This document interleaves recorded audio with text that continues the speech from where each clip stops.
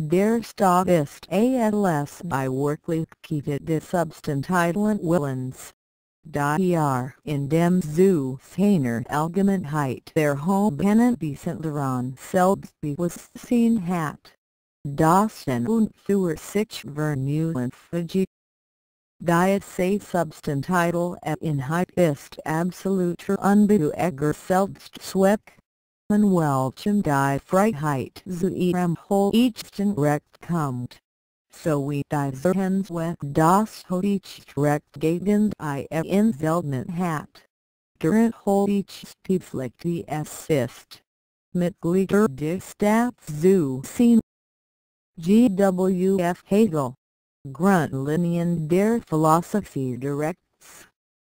George Bush's inaugural address of January 21, 1989, was on the whole an eminently colorless and forgettable oration. The speech was for the most part a rehash of the tired demagogy of Bush's election campaign, with the ritual references to 1,000 points of light and the hollow pledge that when it came to the drug inundation which Bush had supposedly been fighting for most of the decade, this scourge will stop.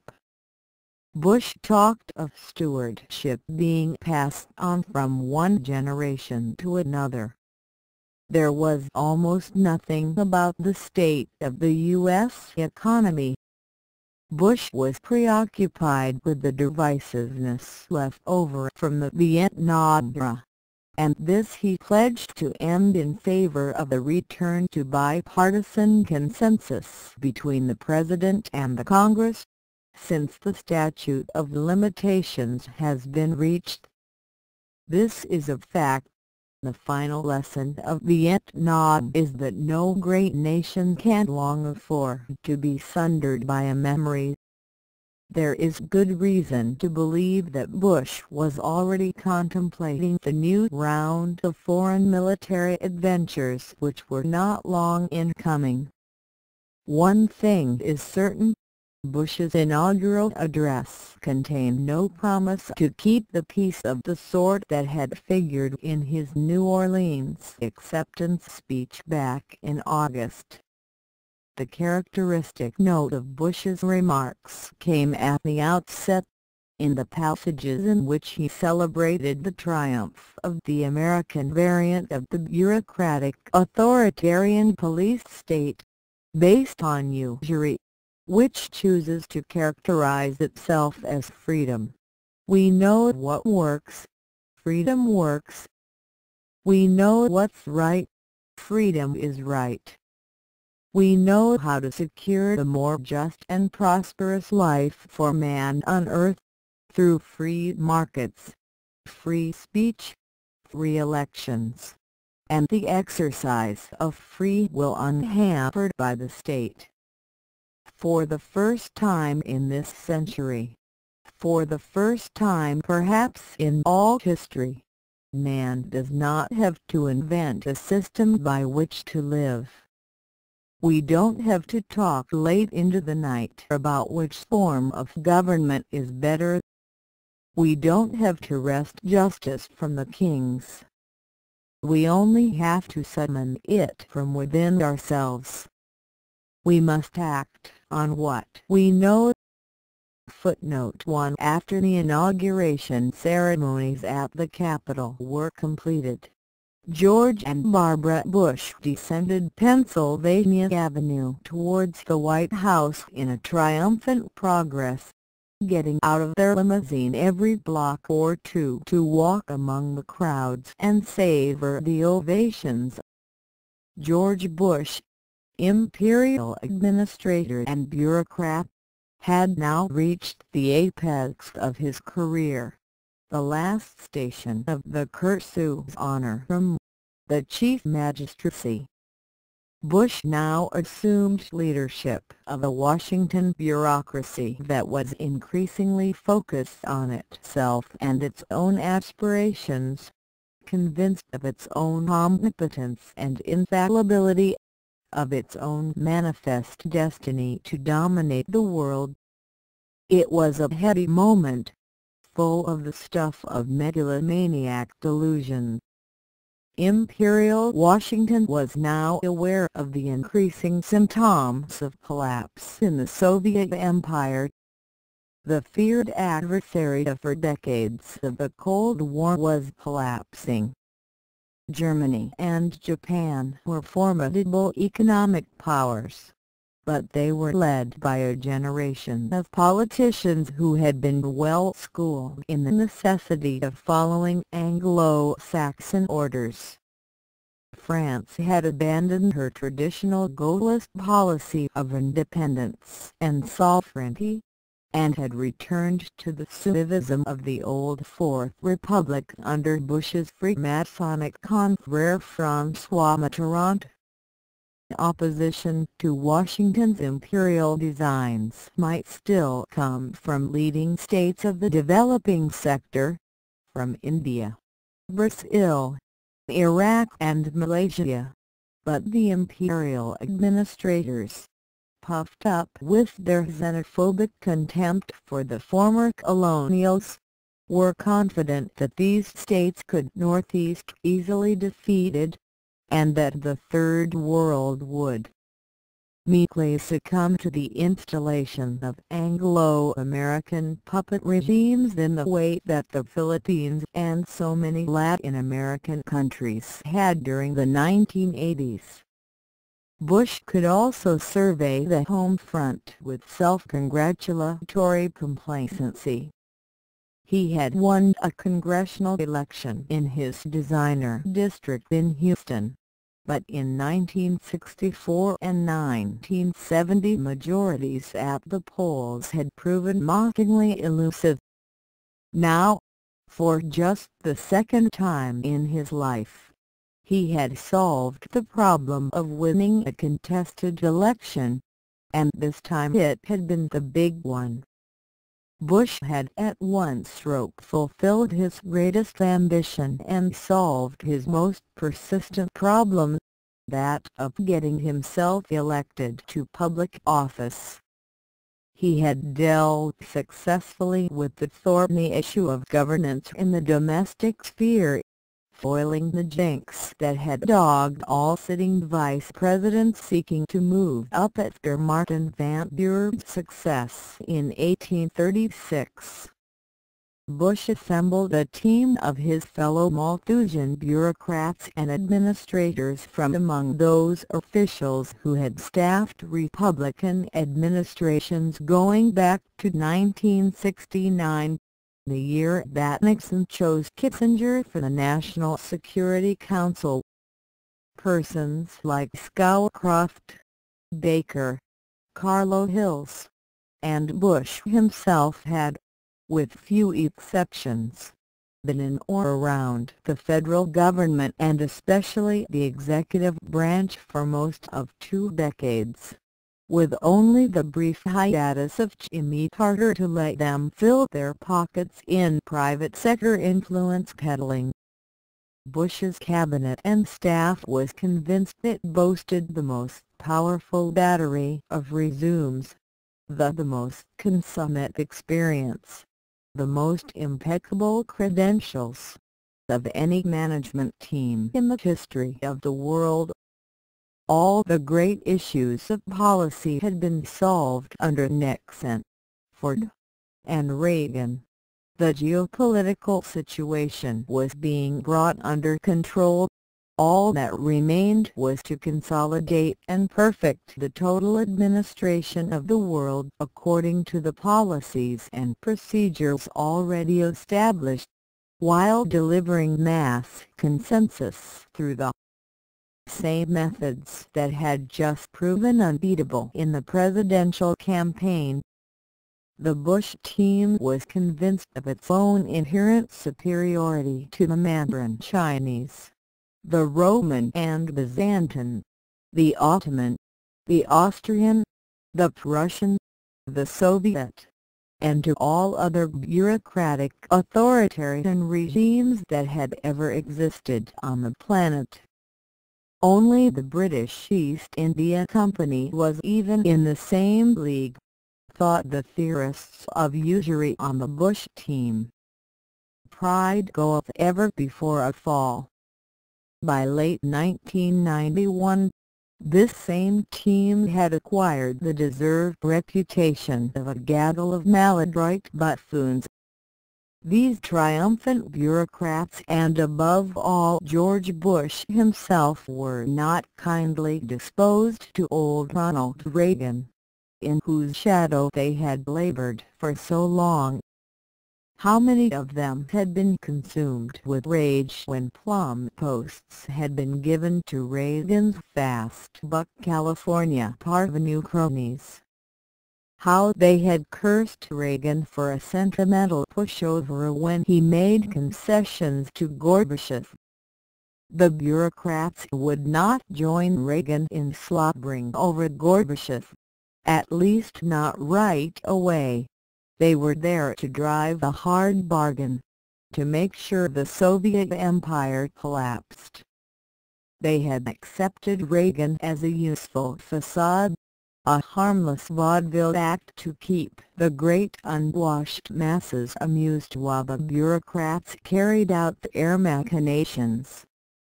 But the bureaucrats had a savage temper, and they never appreciated the bumbling antics of any favorite uncles. If scripted Reagan had seemed the necessary evil as long as he appeared indispensable to procure election victories and mass consensus, how intolerable he seemed now that he had been proven unnecessary. Now that imperial functionary George Bush had won election in his own right, without Reagan's bobbing histrionics. Reagan bashing became one of the ruling passions of the new patrician regime. This was a matter of realpolitik that went beyond mere words. It was the demolition of any remaining Reaganite political machinery, lest it provide a springboard for a political challenge to the plutocracy of little Lord Fauntleroy. The campaign was so intense that it elicited a letter from Richard Nixon to John Sununu complaining of a newspaper account of White House aides speaking on background to depict Reagan as a dunce, much inferior to his successor. Nixon urged that whoever was the source of this story should be fired as an example to others who might be tempted to play the same kind of game. Nixon denounced anonymous staffers who believed that the way to build him Bush up is to tear Reagan down. Sununu hurriedly telephoned Tricky Dick to reassure him that he was also found the denigration of Reagan absolutely intolerable. But the trashing of the old Reagan machine only accelerated. One assistant to Bush boasted that the new president was in the business of governing, while poor old Reagan had been a prop for photo opportunities. Footnote 2. Of course, the imperial functionaries of the Bush team had chosen to ignore certain gross facts, most importantly the demonstrable bankruptcy and insolvency of their own leading institutions of finance, credit, and government. Their ability to command production and otherwise to act upon the material world was in sharp decline. How long would the American population remain in its state of stupefied passivity in the face of deteriorating standards of living that were now falling more rapidly than at any time in the last 20 years? And now, the speculative orgy of the 1980s would have to be paid for. Even their advantage over the crumbling Soviet Empire was ultimately only a marginal, relative, and temporary one, due primarily to a faster rate of collapse on the Soviet side. But the day of reckoning for the Anglo-Americans was coming, too. This was the triumphalism that pervaded the opening weeks of the Bush administration. Bush gave more press conferences during the transition period than Reagan had given during most of his second term. He reveled in the accoutrements of his new office, and gave the White House press corps all the photo opportunities and interviews they wanted to butter them up and get them in his pocket.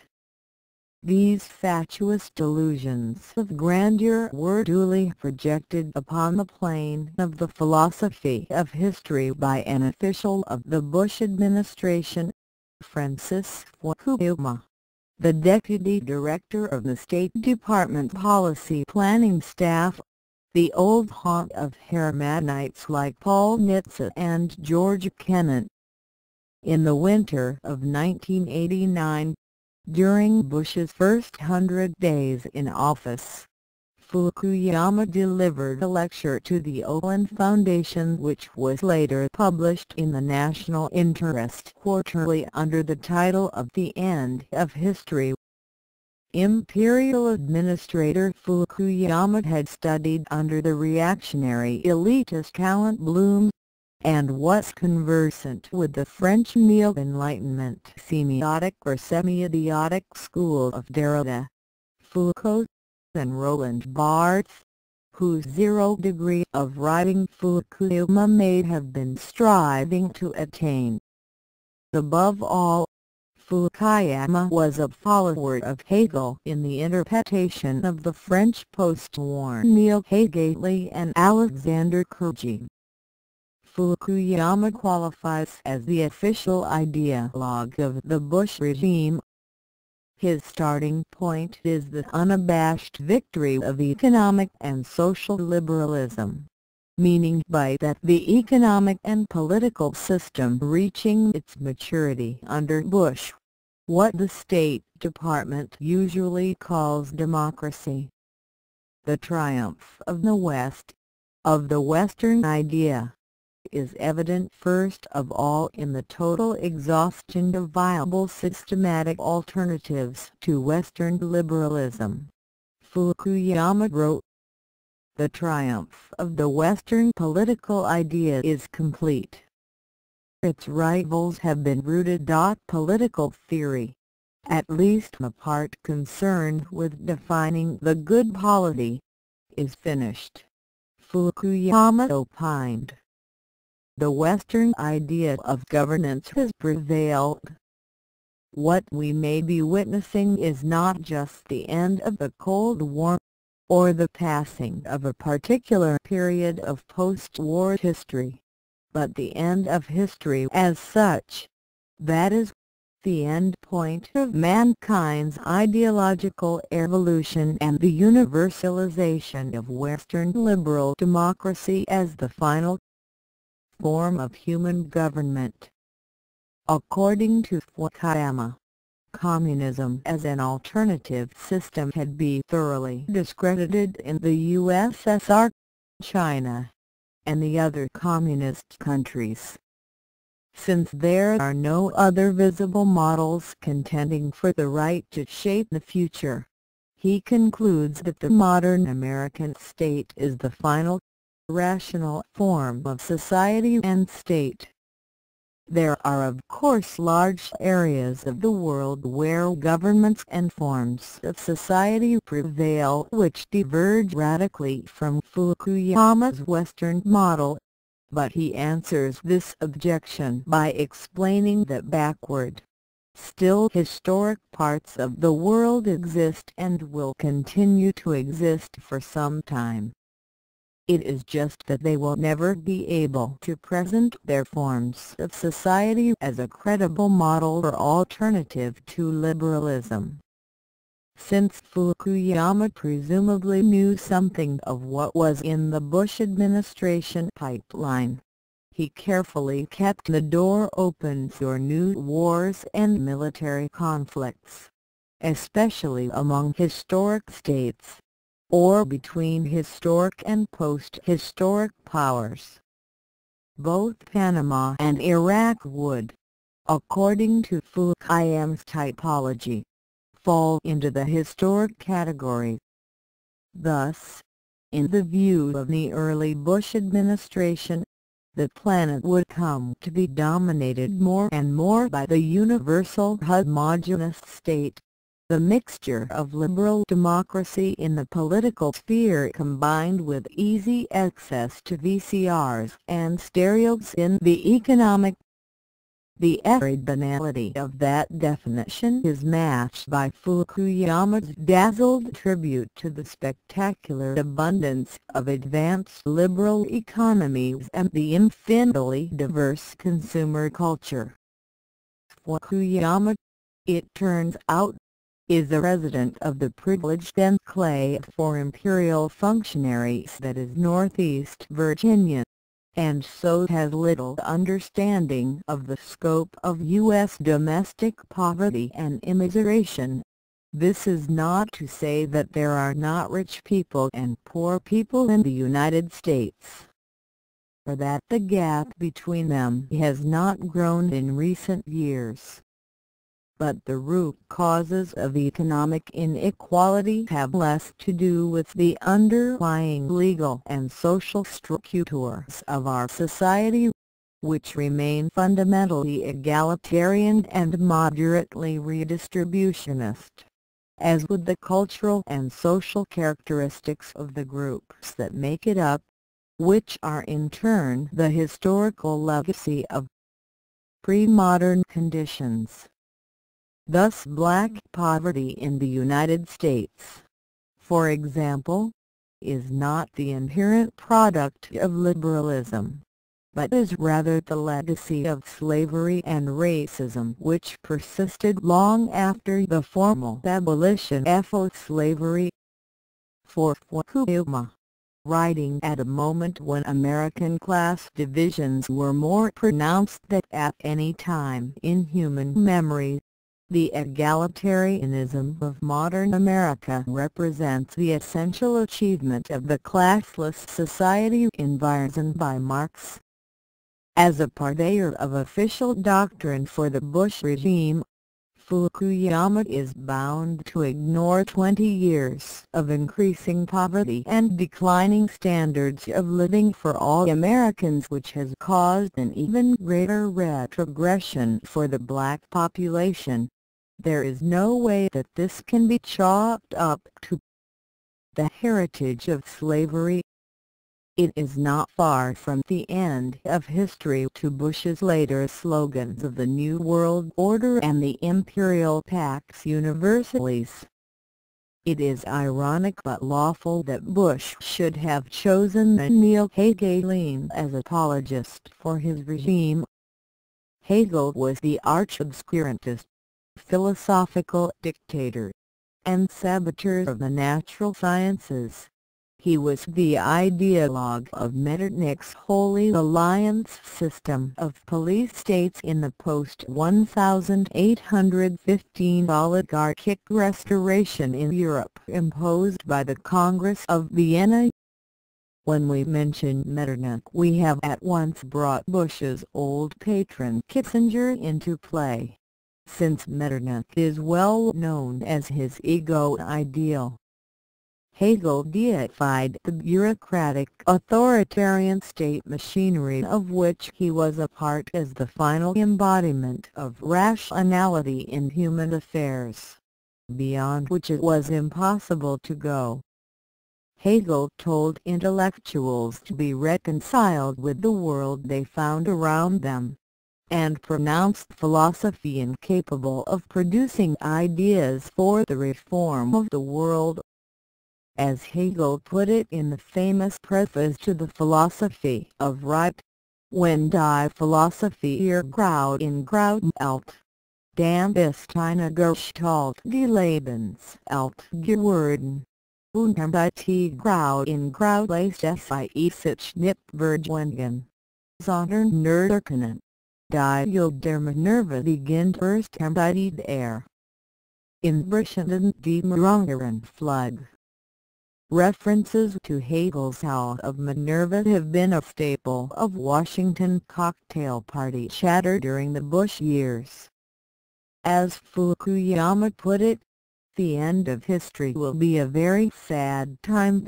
There will be neither art nor philosophy, just the perpetual caretaking of the Museum of Human History. Perhaps this very prospect of centuries of boredom at the end of history will serve to get history started over again.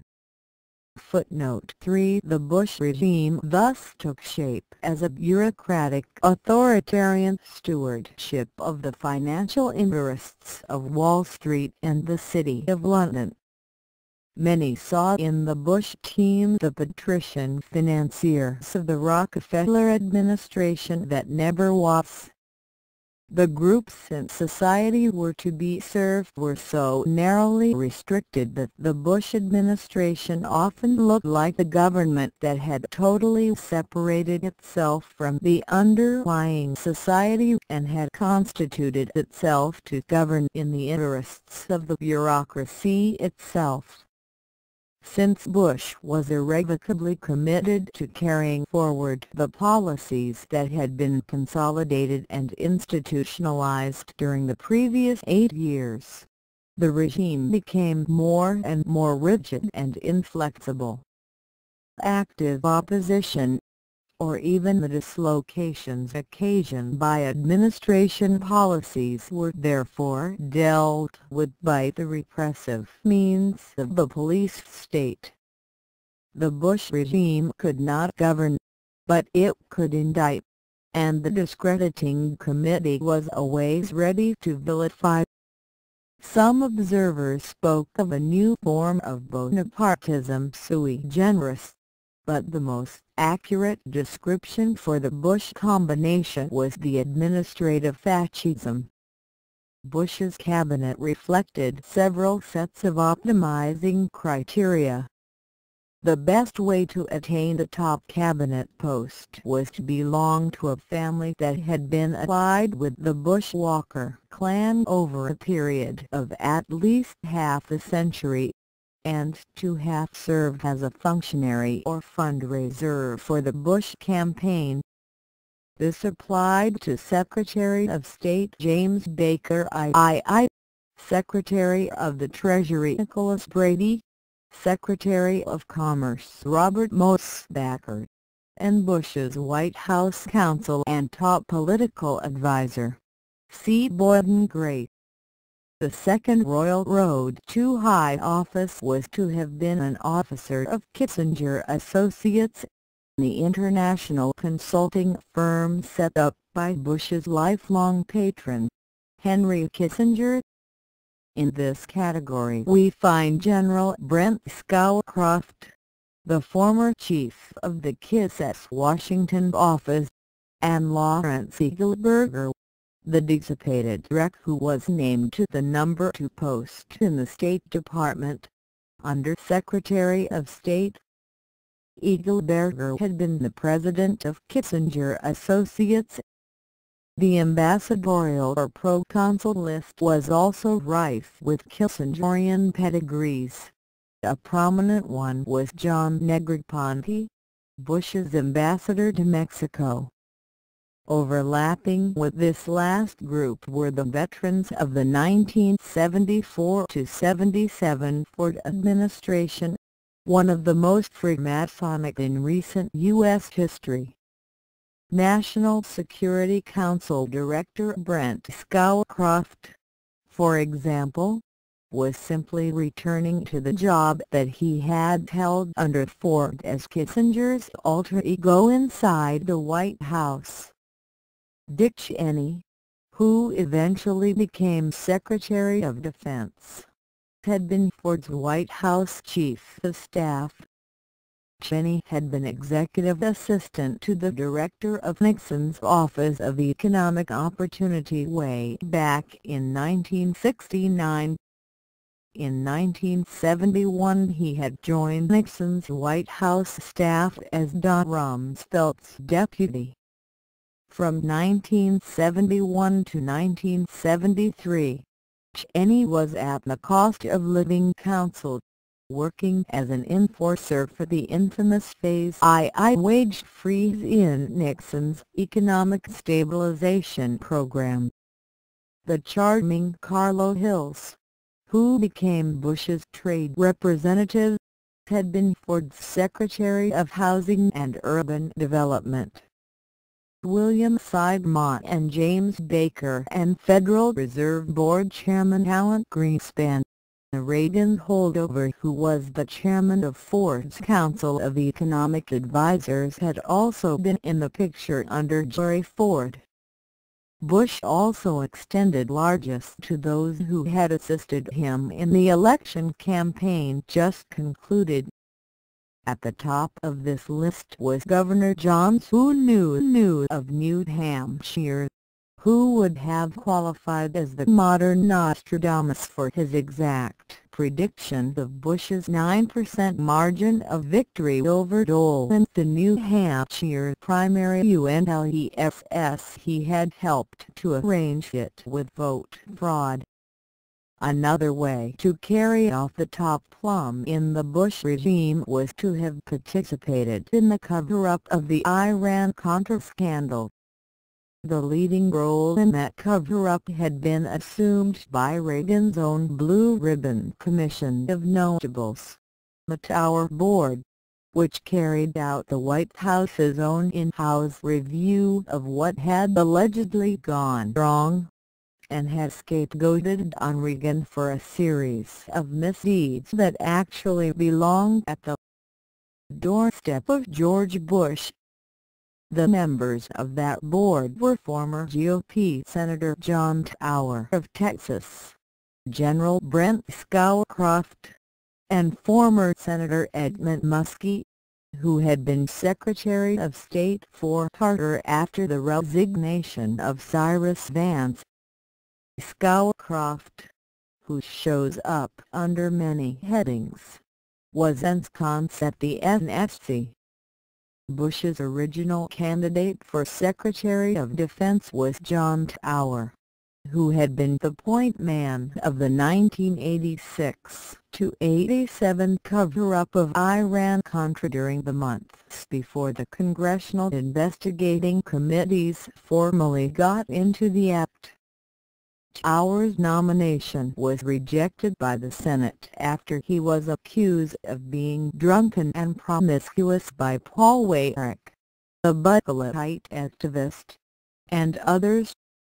Some observers thought that the Tower nomination had been deliberately torpedoed by Bush's own discrediting committee so as to avoid the presence of a top cabinet officer with the ability to blackmail Bush by threatening to bring him down at any time. Perhaps Tower had overplayed his hand. In any case, Dick Cheney, the Wyoming congressman with strong intelligence community connections, was speedily nominated and confirmed after Tower had been shot down, prompting speculation that Cheney was the one Bush had really wanted all the time. Another Iran-Contra veteran in line to get a reward was Bush's former national security advisor, Don Gregg, who had served Bush since at least the time of the 1976 Corey-Gate scandal. Gregg, as we have seen, was more than willing to commit the most maladroit and blatant perjury in order to save his boss from the wolves. The pathetic drama of Gregg's Senate confirmation hearings, which marked a true degradation for that body, has already been recounted. Later, when William Webster retired as director of the CIA, there were persistent rumors that the hyperthyroid Bush had originally demanded that Don Gregg be nominated to take his place. According to these reports, it required all the energy of Bush's handlers to convince the president that Gregg was too dirty to pass confirmation. Bush relented, but then announced to his dismayed and exhausted staff that his second and non-negotiable choice for Langley was Robert Gates, the former CIA deputy director who had been working as Scowcroft's number 2 at the National Security Council. The problem was that Gates, who had already dropped out of an earlier confirmation battle for the CIA director's post, was about as thoroughly compromised as Don Gregg. But at that point, Bush's could not be budged a second time, so the name of Gates was sent to the Senate, bringing the entire Iran-Contra complex into full public view once again. As it turned out, the Bush Democrats in the Senate proved more than willing to approve Gates. Still on the Iran-Contra list was General Colin Powell, whom Bush appointed as chairman of the Joint Chiefs of Staff. After Vice Admiral John Poindexter and Oliver North had departed from the old Executive Office building in November 1986, Reagan had appointed Frank Carlucci to lead the NSC. Carlucci had brought along General Powell. With Colin Powell as his deputy, Carlucci cleaned up the stables of ideas of the NSC complex in such a way as to minimize damage to Bush. Powell was otherwise a protege of the very Anglophile Caspar Weinberger, and of Carlucci, a man with strong links to Operation Democracy and to the Sears and Roebuck interests. The State Department, too, had its Iran-Contra cover-up brigade.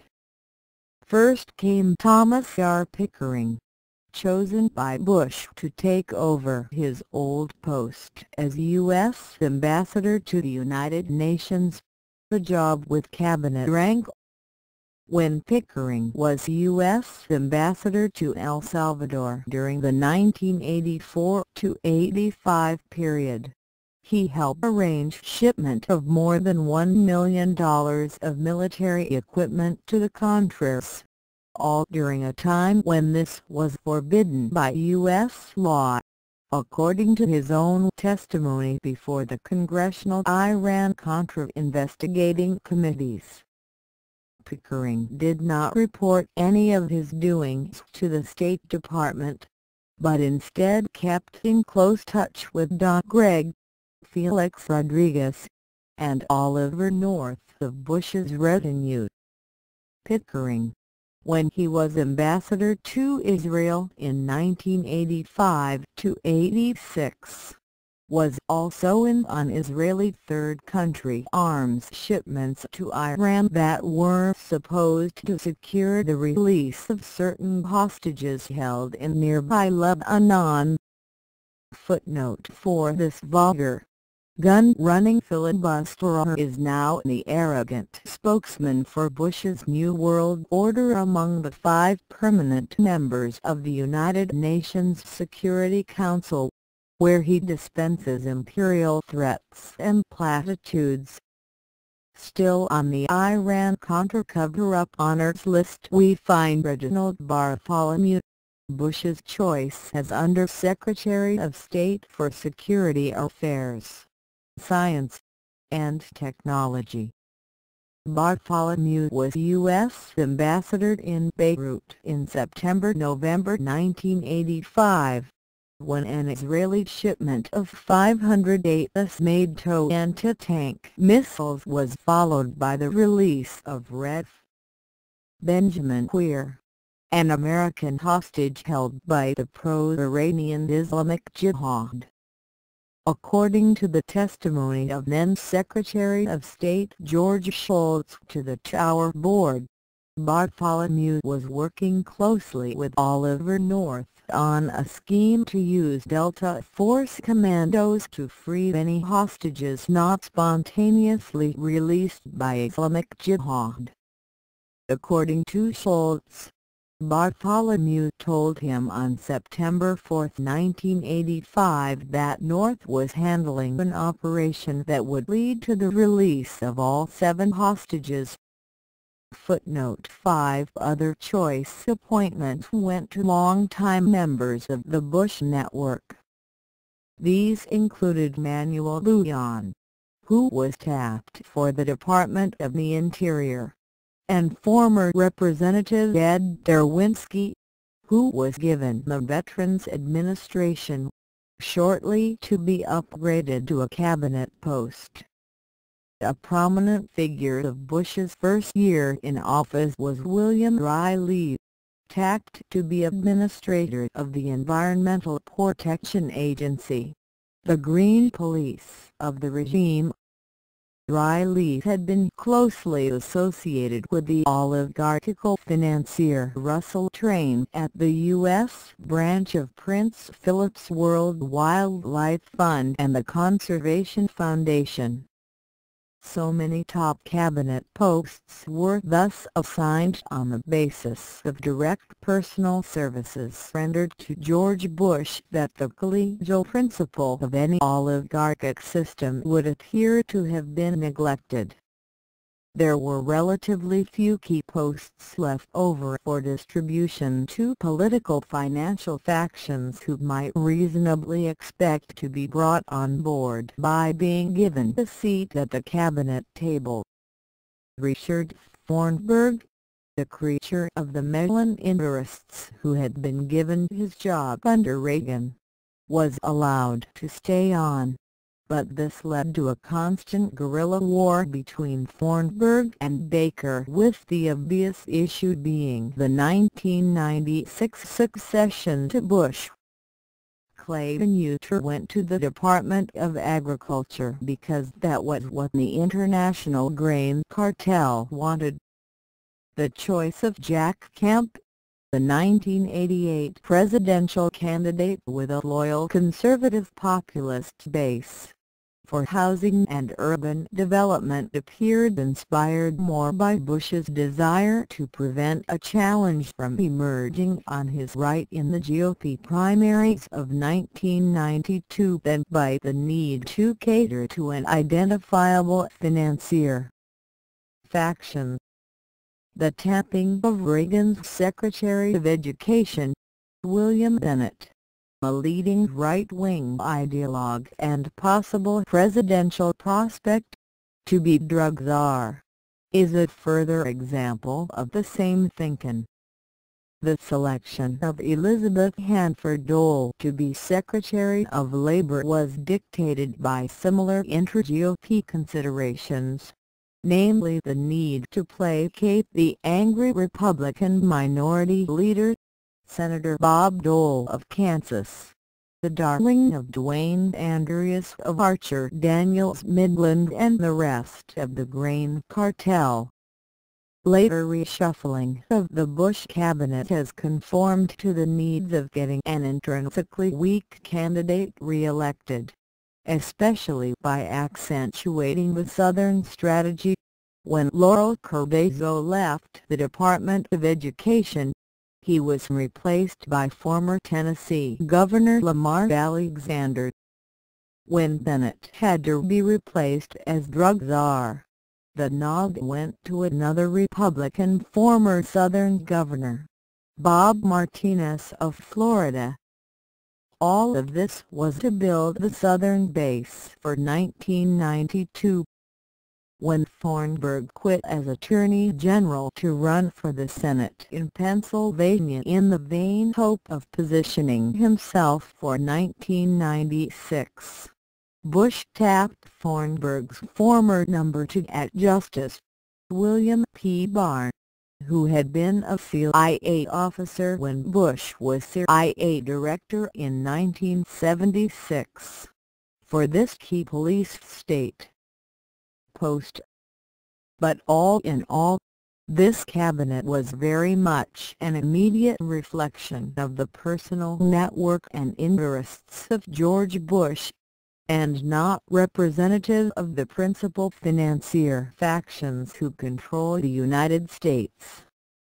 We see here once more the very strong sense of national government as personal property for private exploitation which was evident in Bush's oil price ploy of 1986, and which will soon characterize his choreography of the Gulf crisis of 1990–91. This approach to cabinet appointments could give rise to a surprising weakness on the part of the Bush regime.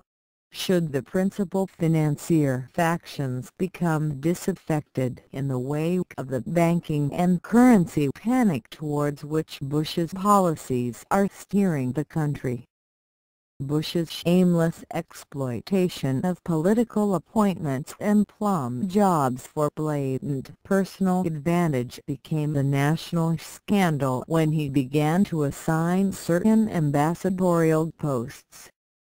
It became clear that these jobs of representing the United States abroad had been virtually sold at auction, with the most flagrant disregard for qualifications and ability, in return for cash contributions to the Bush campaign and the coffers of the Republican Party.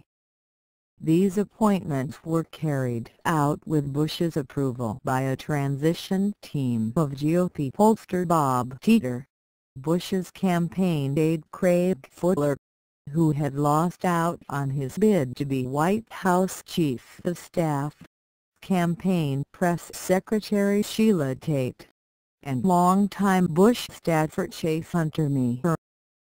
Calvin Howard Wilkins, Jr., who had given over $178,000 to the GOP over a number of years, including $92,000 to the Kansas Republican National State Election Committee on September 6, 1988, became the new ambassador to the Netherlands. Penate Percy Korth was Bush's selection for ambassador to Mauritius.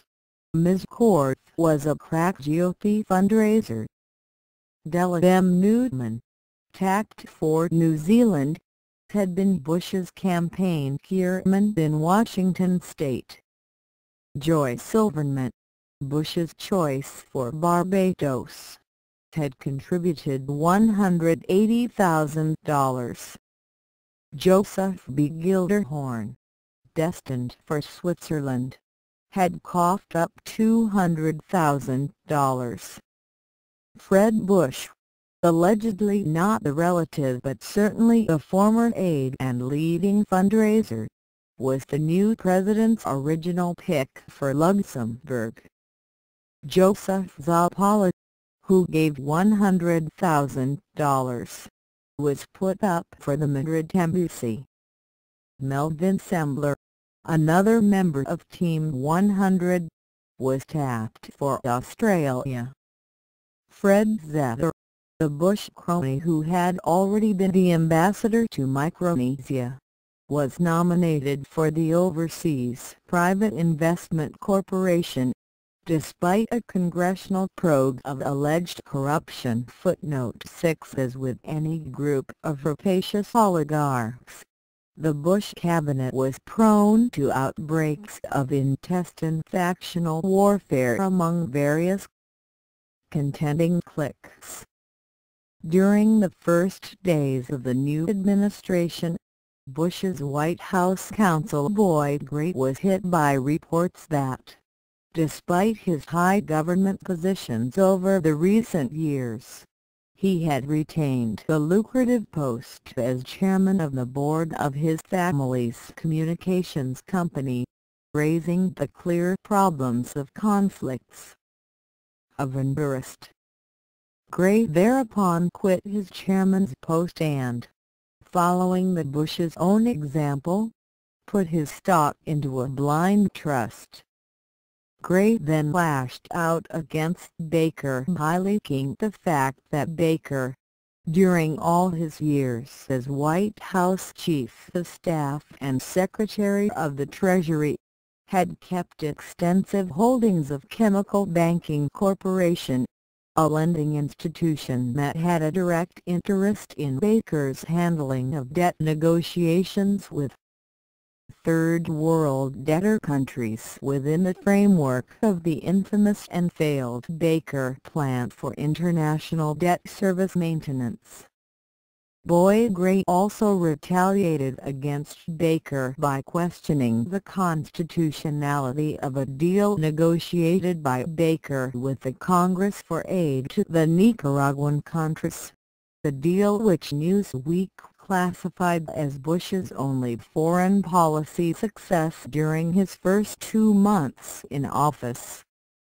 Footnote 7 Bush had attempted to burnish his image by promising that his new regime would break with the sleazy Reagan years by promoting new high standards of ethical behavior in which even the perception of corruption and conflict of interest would be avoided. These follow pledges were promptly deflated by the reality of more graft and more hypocrisy than under Reagan. Bush's first 100 days in office fulfilled Fukuyama's prophecy that the end of history would be a very sad time. If post-history meant that very little was accomplished, Bush filled the bill. 3 weeks after his inauguration, Bush addressed a joint session of the Congress on certain changes that he had proposed in Reagan's last budget. The litany was hollow and predictable. Bush wanted to be the education president, but was willing to spend less than $1 billion of new money in order to do it. He froze the U.S. military budget and announced the review of the previous policy towards the Soviet Union.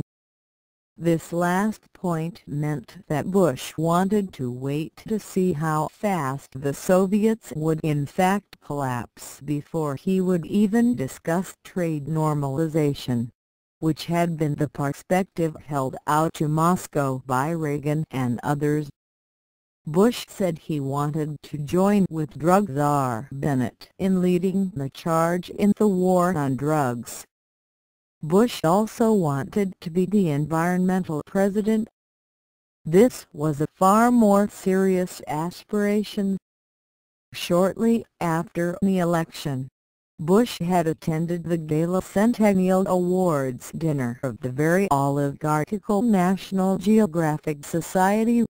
For many years a personal fiefdom of the feudal-minded Grosvenor family, Bush promised the audience that night that there was one issue my administration is going to address, and I'm talking about the environment.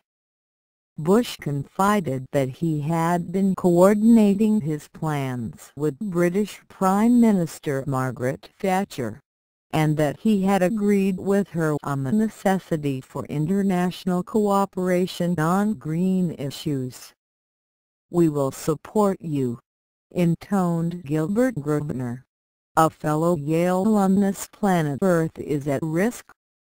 Among those present during that gala evening was Sir Edmund Hillary, who had planted the Union Jack at the summit of Mount Everest. Footnote 8 In order to be the environmental president, Bush was willing to propose a disastrous Clean Air Act that would drain the economy of hundreds of billions of dollars over time in the name of fighting acid rain. Bush's first 100 days coincided with the notable phenomenon of the greening of Margaret Thatcher, who had previously denounced environmentalists as the enemy within, and fellow travellers of the British Labour Party and the loony left. Thatcher's resident ideologue, Nicholas Ridley, had referred to the Green movement in Britain as pseudo-Marxists. But in the early months of 1989, allegedly under the guidance of Sir Crispin Nicholl, the British ambassador to the United Nations, Thatcher embraced the orthodoxy that the erosion of the ozone layer, the greenhouse effect, and acid rain PVERY, one of them a pseudo-scientific hoax, were indeed at the top of the list of the urgent problems of the human species.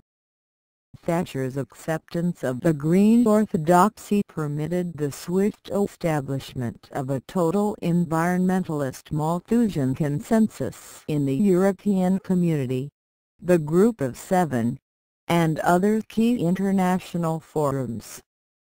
Characteristically, Bush followed Thatcher's lead, as he would on so many other issues. During the 100 Days, Bush called for the elimination of all chlorofluorocarbon CFCs by the end of the century, thus accepting the position assumed by the European Community as a result of Mrs. Thatcher's turning green.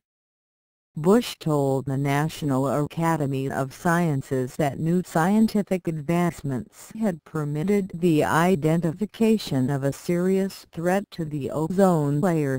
Bush stressed the need to reduce CFCs that deplete our precious upper atmospheric resources. The treaty had been signed in Montreal in 1987 that called for cutting the production of CFCs by one-half within a 10-year period. But recent studies indicate that this 50% reduction may not be enough, Bush now opined. Senator Al Gore of Tennessee was calling for complete elimination of CFCs within 5 years. Here a pattern emerged that was to be repeated frequently during the Bush years.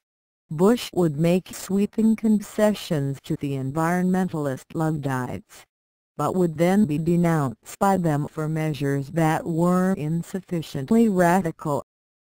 This would be the case when Bush's Clean Air Bill was going through the Congress during the summer of 1990. After Bush's appearance before the Congress with his revised budget, the new regime exploited the honeymoon to seal a sweetheart contract with the rubber-stamp congressional Democrats, who under no circumstances could be confused with an opposition. The de facto one-party state was alive and well, personified by milquetoast Senator George Mitchell of Maine, the Democrats' majority leader. The collusion between Bush and the Democratic leadership involved new sleight of hand in order to meet the deficit targets stipulated by the Gramm-Rudman-Hollings law. This involved mobilizing more than $100 billion from surpluses in the Social Security, Highway, and other special trust funds which had not previously been counted. The Democrats also went along with a $28 billion package of asset sales, financing tricks, and unspecified new revenues. They also bought Bush's rosy economic forecast of higher economic growth and lower interest rates. Senate Majority Leader Mitchell, accepting his pathetic rubber stamp role, commented only that much sterner measures will be required in the future. Since the Democrats were incapable of proposing an economic recovery program in order to deal with the Depression, they were condemned to give Bush what he wanted. This particular swindle would come back to haunt all concerned, but not before the spectacular budget debacle of October 1990. In the spring of 1990, according to an estimate by Sid Taylor of the National Taxpayers Union, the total potential liabilities of the U.S. federal government exceeded $14,000 billion. At that point the national debt totaled $2.8 billion, but this estimate included the commitments of the Federal Savings and Loan Insurance Corporation, the Federal Deposit Insurance Corporation, the Pension Benefit Guaranty Corporation, and other agencies. Bush's inability to pull his regime together for a serious round of domestic austerity was not appreciated by the crowd at the Bank for International Settlements in Geneva.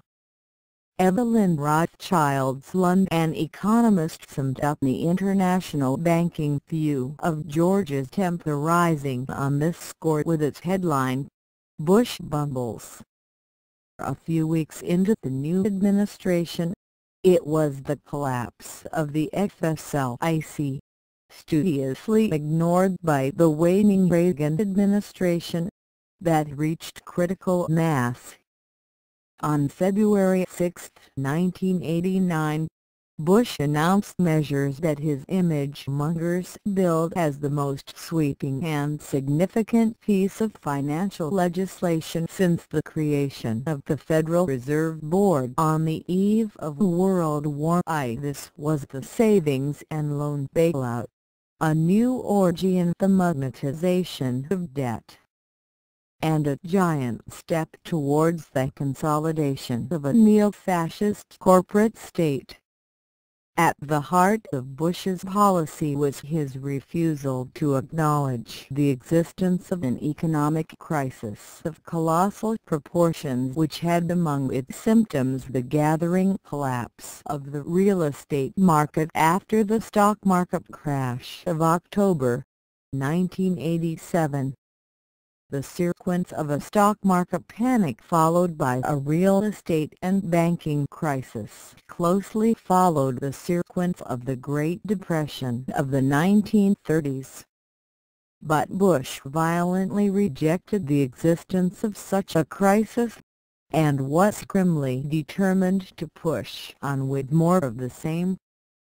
This meant the federal government would simply take control of the savings banks, the overwhelming majority of which were bankrupt or imminently bankrupt. The savings banks would then be sold off. The depositors might get their money, but the result would be the total debasement of the currency and a deepening depression all around. In the process, the U.S. federal government would become one of the main owners of real estate, buildings, and the worthless junk bonds that had been spewed out by Bush's friend Henry Kravis and his partner Michael Milken during the heady days of the boom. The federal government would create a new world of bonded debt to pay for the savings banks that would be seized. When Bush announced his bailout in February, he stated that $40 billion had already been poured into the S&L sinkhole, and that he proposed to issue an additional $50 billion in new bonds through the Financing Corporation, a subsidiary of the New Resolution Trust Corporation. By August 1989, when Bush's legislation had been passed, the estimated cost of the S&L bailout had increased to $164 billion over a period of 10 years, with $20 billion of that scheduled to be spent by the end of September 1989. Within a few months, Bush was forced to increase his estimates once again. "It's a whale of a mess, and we'll see where we go," Bush told a group of newspaper editorial writers at the White House in mid-December. "We've had this one refinancing. I am told that that might not be enough." By this time, academic experts were suggesting that the bailout might exceed the administration's $164 billion by as much as $100 billion more. Every new estimate was swiftly overtaken by the ghastly spectacle of a real estate market in free fall, with no bottom in sight. The growing public awareness of the situation, compounded by the ongoing bankruptcy of the commercial banking system as well, would lead in July 1990 to a very ugly public relations crisis for the Bush regime around a role of the president's son and Scott Hinckley's old friend Neil Bush in the insolvency of the Silverado Savings and Loan of Denver, Colorado. As we will see, one of the obvious reasons for Bush's enthusiastic choice of war in the Persian Gulf was the need to get Neil Bush off the front page. But even the Gulf War brought no respite in the collapse of the real estate markets and the chain reaction bankruptcies of the savings banks. By the summer of 1991, federal regulators were seizing S&Ls at the rate of just under one every business day, and the estimates of the total price tag of the bailout had skyrocketed to over $500 billion, with every certainty that this figure would also be surpassed. Footnote 9. The carnage among the S&Ls did not prevent Bush from seeking an increase in the U.S. contribution to the International Monetary Fund, the main agency of the world austerity that claims upwards of 50 million human lives each year as the needless victims of its Malthusian conditionalities. The members of the IMF had been debating an increase in the funds each member must pay into the IMF, which has been bankrupt for years as a matter of reality, with managing director Michel Camdetsis proposing a 100% increase, and Britain and Saudi Arabia arguing for a much smaller 25% hike.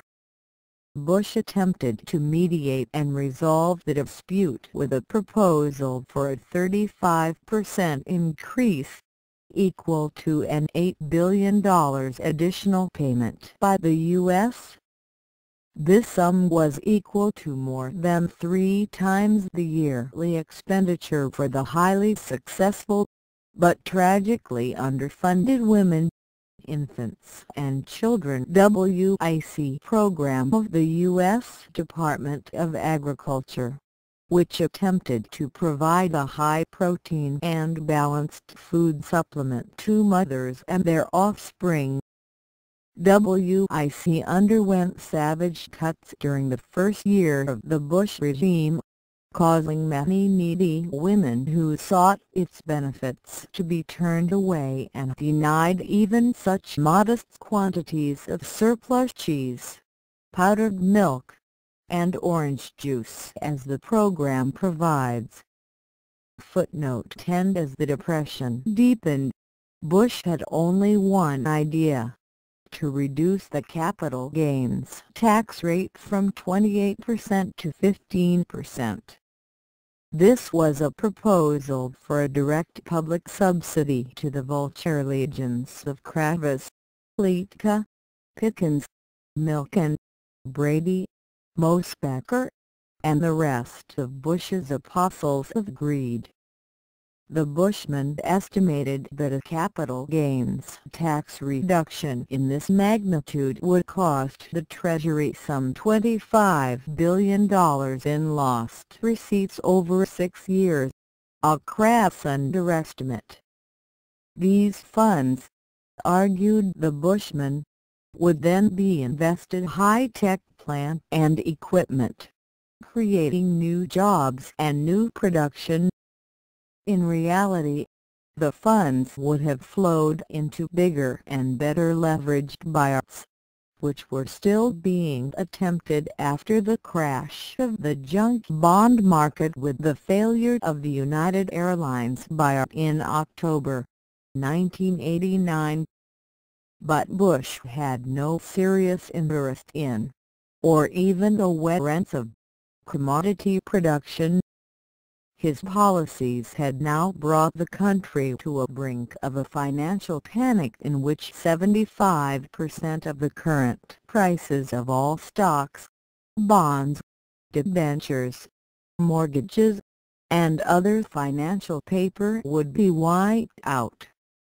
Not quite halfway through his dismal first 100 days, Bush was moved to defend himself against charges that he was presiding over the debacle. On day 45 of the new regime, Bush told reporters that he had talked on the phone to a certain Robert W. Blake, an oil man of Lubbock, Texas, the city which Neil Bush and John Hinckley had called home for a while in the late 1970s. Blake had allegedly told Bush that all the people in Lubbock think things are going great. Armed with this testimonial, Bush defended his handling of the presidency. "It's not a drift and there isn't malaise," he said, answering columnists who had suggested that the country had fallen through a time warp back to the days of Jimmy Carter. "So I would simply resist the clamor that nothing seems to be bubbling around, that nothing is happening. A lot is happening. Not all of it good, but a lot is happening." Bush described his oil man friend Blake as a very objective spokesman, and stated this his personal rule was never get all too uptight about stuff that hasn't reached Lubbock yet. Footnote 11. If there was a constant note in Bush's first year in office, it was a callously flaunted contempt for the misery of the American people. During the spring of 1989, the Congress passed a bill that would have raised the minimum wage in interstate commerce from $3.55 per hour to $4.55 per hour by a series of increments over 3 years. This legislation would even have permitted a sub-minimum wage that could be paid to certain newly hired workers over a 60-day training period.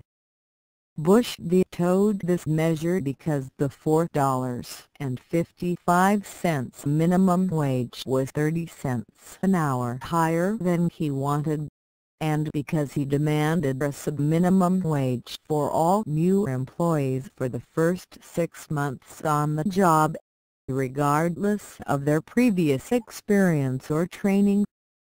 On June 14, 1989, the House of Representatives failed to override this veto, by a margin of 37 votes.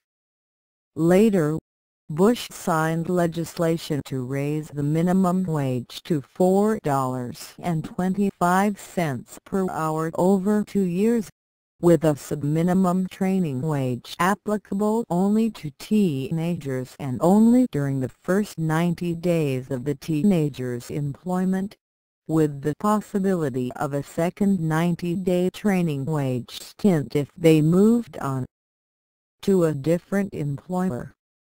Footnote 12. This was the same George Bush who had proposed $164 billion for bankrupt S&Ls, and $1 billion for the International Monetary Fund, all without batting an eye.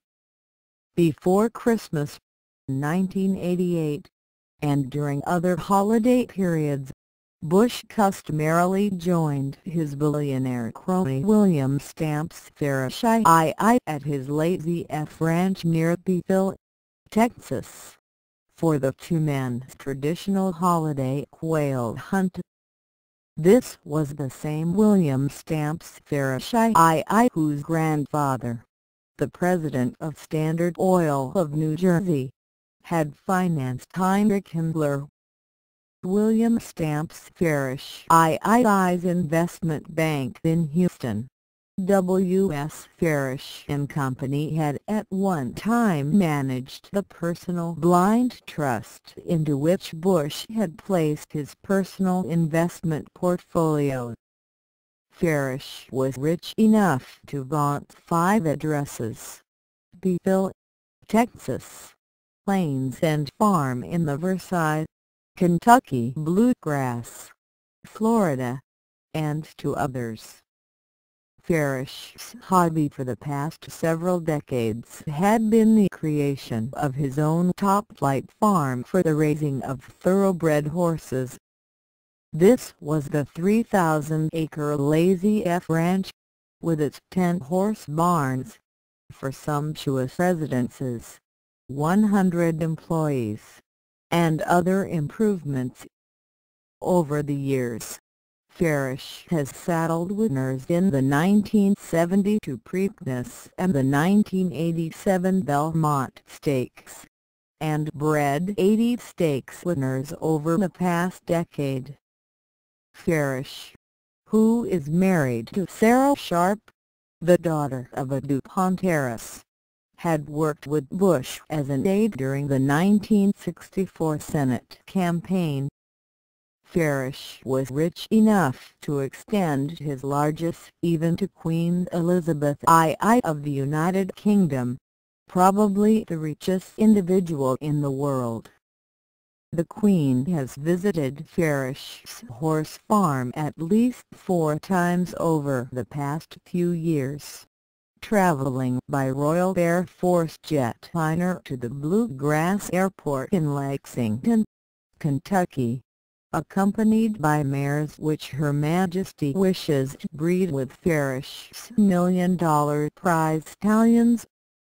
Farish magnanimously waives the usual stud fees for the Queen, resulting in an estimated savings to Her Majesty of some $800,000.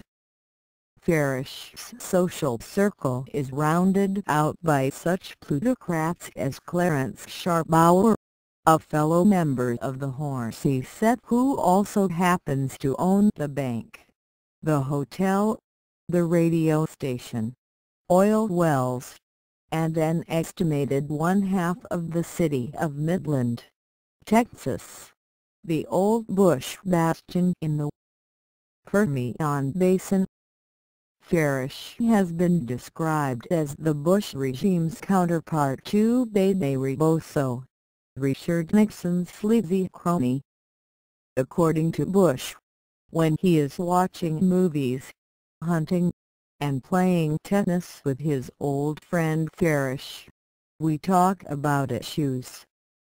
He's very up on things, but it's a comfortable thing, not probing beyond what I want to say.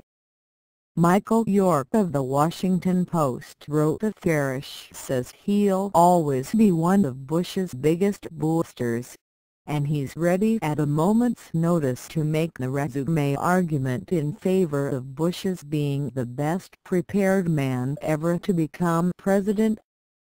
It's also clear that Bush regularly asks Farish's advice on the budget, domestic policy, and politics. With a cabal of friends and advisors like William Stamps Farish II and Henry Kravis, we begin to comprehend the wellsprings of Bush's policies of parasitical looting of infrastructure and the workforce. Footnote 13 For George Bush, the exercise of power has always been inseparable from the use of smear, scandal, and the final sanctions of police state methods against political rivals and other branches of government.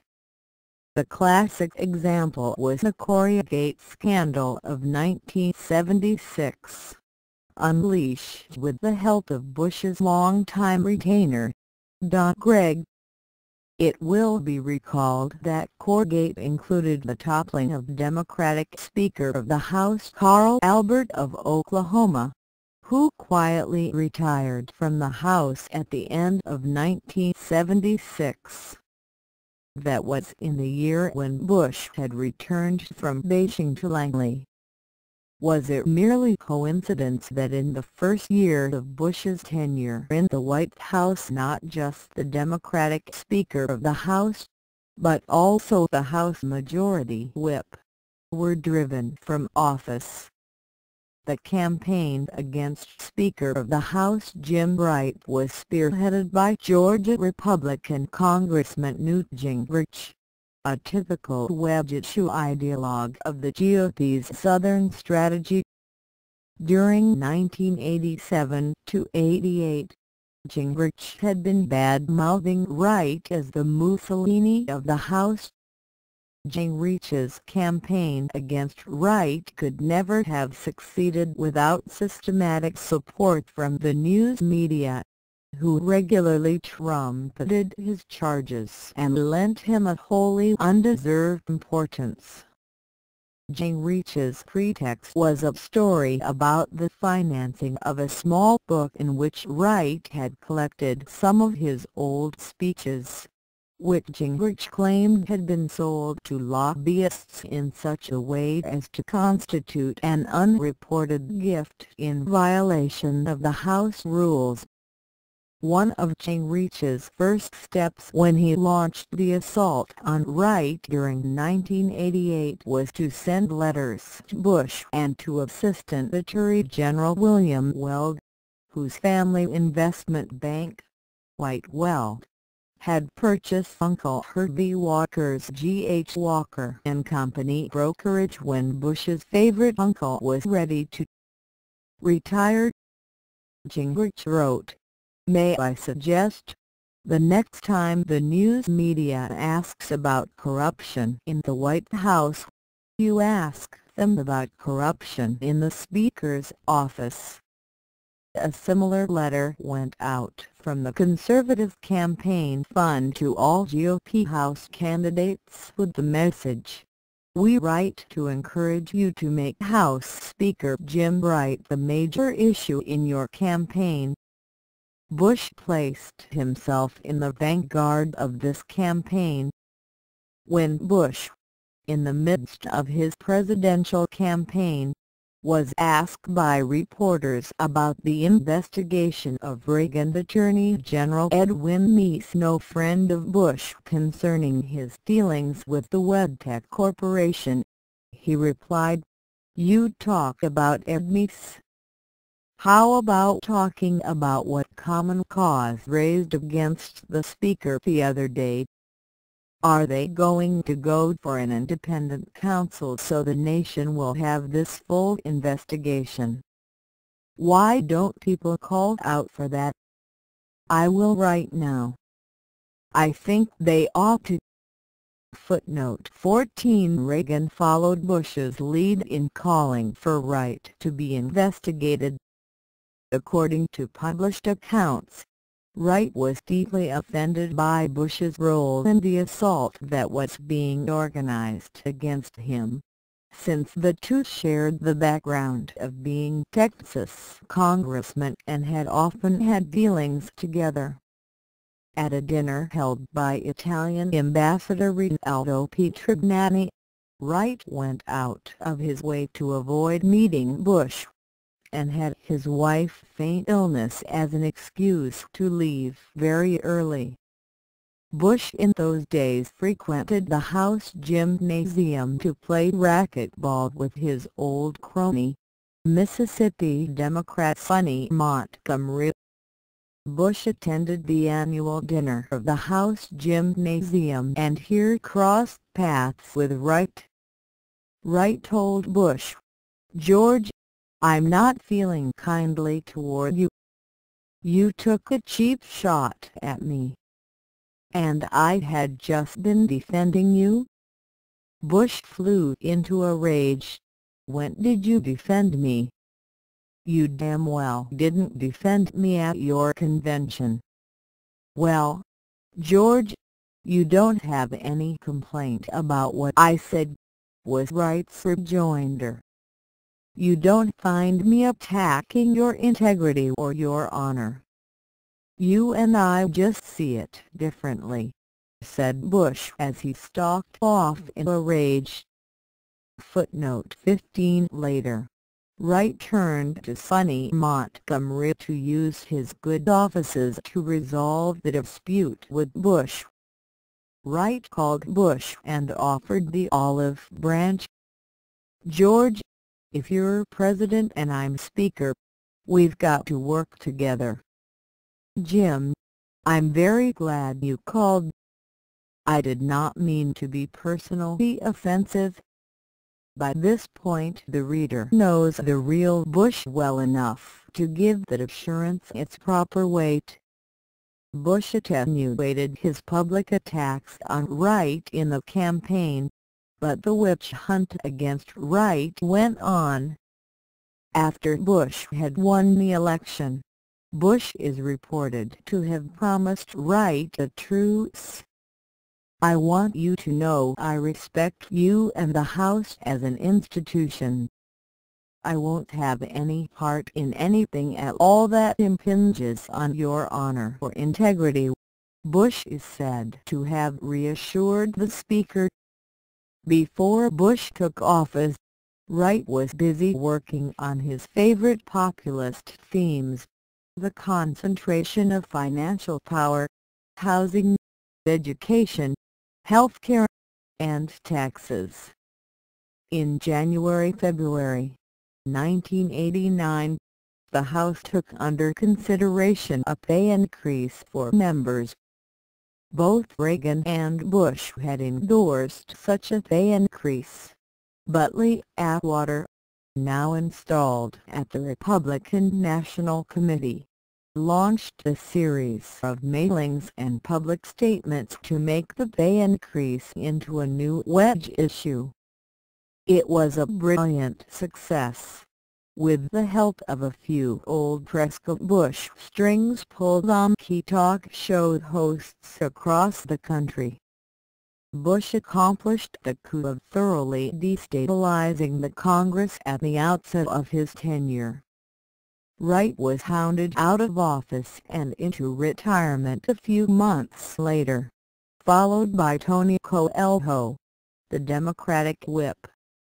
What remained was the meek tomfoolery, the pliable rubber stamp, and Richard Gephardt, who briefly got in trouble with Bush during 1989, but who found his way to a deal with Bush that allowed him to rubber stamp Bush's fast-track formula for the free trade zone with Mexico, which effectively killed any hope of resistance to that measure.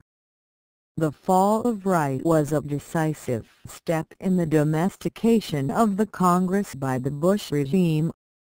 Bush was also able to rely on an extensive swamp of Bush Democrats who would support his proposals under virtually all circumstances. The basis of this phenomenon was the obvious fact that the national leadership of the Democratic Party had long been a gang of Harrimanites. The Brown brothers' experiment grip on the Democratic Party had been represented by W. Averell Harriman until his death, and after that was carried on by his widow, Pamela Churchill Harriman, the former wife of Sir Winston Churchill's alcoholic son, Randolph. The very extensive Meyer-Lansky/Anti-Defamation League networks among the Democrats were oriented towards cooperation with Bush, sometimes directly, and sometimes through the orchestration of gang versus counter-gang charades for the manipulation of public opinion. A special source of Bush strength among Southern Democrats is the cooperation between Skull and Bones and Southern jurisdiction Freemasons in the tradition of the infamous Albert Pike. These Southern jurisdiction Freemasonic networks have been most obviously decisive in the Senate, where a group of Southern Democratic senators have routinely joined with Bush to block overrides of Bush's many vetoes. or to provide a pro-Bush majority on key votes like the Gulf War resolution. Bush's style in the Oval Office was described during this period as extremely secretive. Many members of Bush's staff felt that the president had his own long-term plans, but refused to discuss them with his own top White House personnel.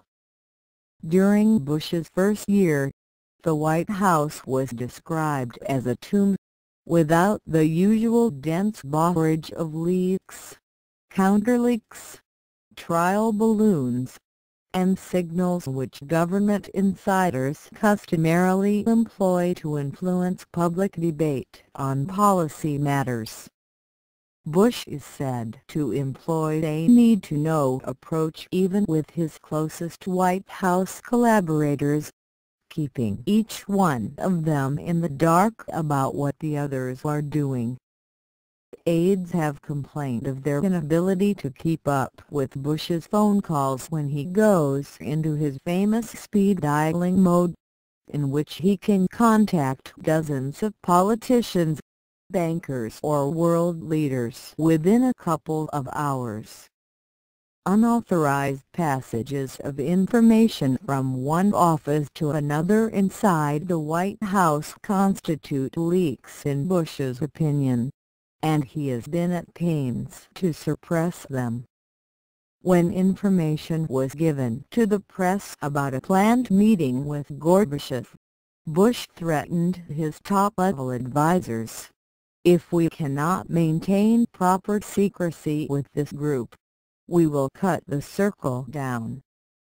Bush routinely humiliates and mortifies his subordinates. This recalls his style in dealing with the numerous hapless servants and domestics who populated his patrician youth. It may also have been reinforced by the characteristic style of Henry Kissinger. If advisers or staff dare to manifest disagreement, the typical Bush retort is a whining "If you're so damn smart, why are you doing what you're doing and I'm the President of the United States?" Footnote 16. In one sense, Bush's style reflects his desire to seem absolute and autocratic in the tradition of the Romanov Tsars and other Byzantine rulers. He refuses to be advised or dissuaded on many issues, relying on his enraged, hypothyroid intuitions. More profoundly, Bush's absolute and autocratic act was a cover for the fact that many of his initiatives, ideas, and policies came from outside of the United States government, since they originated in the rarefied ether of those international finance circles where names like Harriman, Kravis and Gemmell were the coin of the realm. Indeed, many of Bush's policies came from outside of the United States altogether, and derived from the oligarchical financial circles of the City of London. The classic case will be the Gulf crisis of 1990–91. When the documents on the Bush administration are finally thrown open to the public, it is a safe bet that some top British financiers and Foreign Office types will be found to have combined remarkable access and power with a non-existent public profile. One of the defining moments in the first year of the Bush's presidency was his reaction to the Tiananmen massacre of June 4, 1989. No one can forget the magnificent movement of the anti-totalitarian Chinese students who used the occasion of the funeral of Hu Yaobang in the spring of 1989 to launch a movement of protest and reform against a monstrous dictatorship of Deng Xiaoping, Yang Chaitkin, and Prime Minister Li Peng. As the portrait of the old butcher Mao Tse-tung looked down from the former imperial palace, the students erected the Statue of Liberty and filled the square with the Ode to Joy from Beethoven's Ninth Symphony. By the end of May it was clear that the Deng regime was attempting to pull itself together to attempt a convulsive massacre of its political opposition. At this point, it is likely that a pointed and unequivocal public warning from the United States government might have avoided the looming bloody crackdown against the students. Even a warning through secret diplomatic channels might have sufficed. Bush undertook neither, and he must bear responsibility for this blatant omission. The non-violent protest of the students was then crushed by the martial law troops of the hated and discredited communist regime. Untold thousands of students were killed outright, and thousands more died in the merciless death hunt against political dissidents which followed. Mankind was horrified. For Bush, however, the main considerations were that Deng Xiaoping was part of his own personal network, with whom Bush had maintained close contact since at least 1975. Bush's devotion to the immoral British doctrine of geopolitics further dictated that unless and until the USSR had totally collapsed as a military power, the U.S. alliance with China as the second strongest land power must be maintained at all costs. Additionally, Bush was acutely sensible to the views on China policy held by his mentor, Henry Kissinger, whose paw prints were still to be found all over U.S. relations with Deng. In the wake of Tiananmen, Kissinger, who had lucrative consulting contracts with the Beijing regime, was exceptionally vocal in condemning any proposed U.S. countermeasures against Deng. These were the decisive factors in Bush's reactions to Tiananmen. In the pre-1911 Imperial Court of China, the etiquette of the Forbidden City required that a person approaching the throne of the Son of Heaven must prostrate himself before that living deity, touching both hands and the forehead to the floor 3 times. This is the celebrated Ka-to, and it was Ka-to which sprang to the lips and pens of commentators all over the world as they observed Bush's elaborate propitiation of the Deng regime. Even cynics were astounded that Bush could be so deferential to a regime that was obviously so hated by its own population that it had to be considered as being on its last legs. The best estimate was that when octogenarian Deng finally died, the communist regime would pass from the scene with him. In a press conference held on June 9, in the immediate wake of the massacre, Bush astounded even the meretricious White House press corps by his mild and obsequious tone towards Deng and his cohorts. Bush limited his retaliation to a momentary cut-off of some military sales. "That would be all. I'm one who lived in China. I understand the importance of the relationship with the Chinese people and with the government. It is in the interest of the United States to have good relations." Footnote 17. Would Bush consider further measures, such as the minor step of temporarily recalling the U.S. ambassador, Bush's CIA crony and fellow patrician James Lilly? Well, some have suggested, for example, to show our forcefulness, that I bring the American ambassador back. I disagree with that 180 degrees, and we've seen in the last few days a very good reason to have him there. What I do want to do is take whatever steps are most likely to demonstrate the concern that America feels. And I think I've done that. I'll be looking for other ways to do it if we possibly can. This was the wimp with a vengeance, groveling and scraping like Chamberlain before the dictators. But there was more to come. As part of his meek and pathetic response, Bush had pledged to terminate all high-level exchanges with the death crowd. Was this public promise? Bush had cynically lied to the American people. Shortly before Bush's invasion of Panama in December, it became known that Bush had dispatched the two most prominent Kissinger clones in his retinue, NSC Chairman Brent Scowcroft and Under-Secretary of State Lawrence Eagleburger, on a secret mission to Beijing over the July 4th weekend, less than a month after the massacre in Tiananmen. Bush regarded this mission as so sensitive that he reportedly kept it a secret even from White House Chief of Staff who who only learned of the trip when two of his aides stumbled across the paper trail of the planning.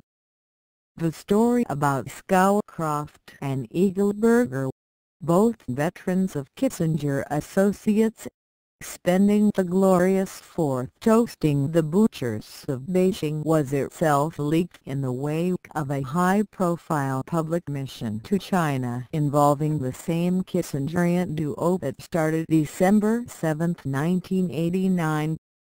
Bush's cover story for the second trip was that he wanted to get a briefing today on the results of the Bush-Gorbachev Malta summit, which had just concluded. The second trip was supposed to lead to the quick release of Chinese physicist and dissident Fang Lizhi, who had taken refuge in the U.S. Embassy in Beijing during the massacre. This did not occur until some time later. During a press conference primarily devoted to the ongoing Panama invasion, Bush provided an unambiguous signal that the inspiration for his China policy, and indeed for his entire foreign policy, was Kissinger. There's a lot of going on that, in the conduct of the foreign policy or a debate within the U.S. government, has to be sorted out without the spotlight of the news. There has to be that way. The whole opening to China would never have happened if Kissinger hadn't undertaken that mission. It would have fallen apart. So you have to use your own judgment. Footnote 18. The news of Bush's secret diplomacy in favor of death caused a widespread wave of sincere and healthy public disgust with Bush, but this was shortly overwhelmed by the jingoist hysteria that accompanied Bush's invasion of Panama. Bush's handling of the issue of the immigration status of the Chinese students who had enrolled at U.S. universities also illuminated Bush's character in the wake of Tiananmen. In Bush's pronouncements in the immediate wake of the massacre, he absurdly asserted that there were no Chinese students who wanted political asylum here, but also promised that the visas of these students would be extended so that they would not be forced to return to political persecution and possible death in mainland China. It later turned out that Bush had neglected to promulgate the executive orders that would have been necessary. In response to Bush's prevarication with the lives and well-being of the Chinese students, the Congress subsequently passed legislation that would have waived the requirement that holders of J visas, the type commonly obtained by Chinese students, be required to return to their home country for 2 years before being able to apply for permanent residence in the U.S. Bush, in an act of loathsome cynicism, vetoed this bill. The House voted to override by a majority of 390 to 25, but Bush Democrats in the Senate allowed Bush's veto to be sustained by a vote of 62 to 37. Bush, squirming under the broad public obloquy brought on by his despicable behavior, finally issued regulations that would temporarily waive the requirement of returning home for most of the students. Bush came back from his summer in Kennebunkport with a series of policy initiatives that turned out to be no more than demagogic photo opportunities. In early September, Bush made his first scheduled evening television address to the nation on the subject of his alleged war on drugs. The highlight of this speech was the moment when Bush produced a bag of crack which had been sold in a transaction in Lafayette Park, directly across the street from the White House. The transaction had been staged with the help of the Drug Enforcement Administration. This was George Bush, the friend of Felix Rodriguez, Hafez Assad, Hashemi Rafsanjani, and Ono. The funds and the targets set for Bush's program were minimal. The real war on drugs remained the vital necessity, but it was clear that there would be none under the Bush administration. Later the same month, on September 27 to 28, Bush met with the governors from all 50 states in Charlottesville, Virginia for what was billed as an education summit.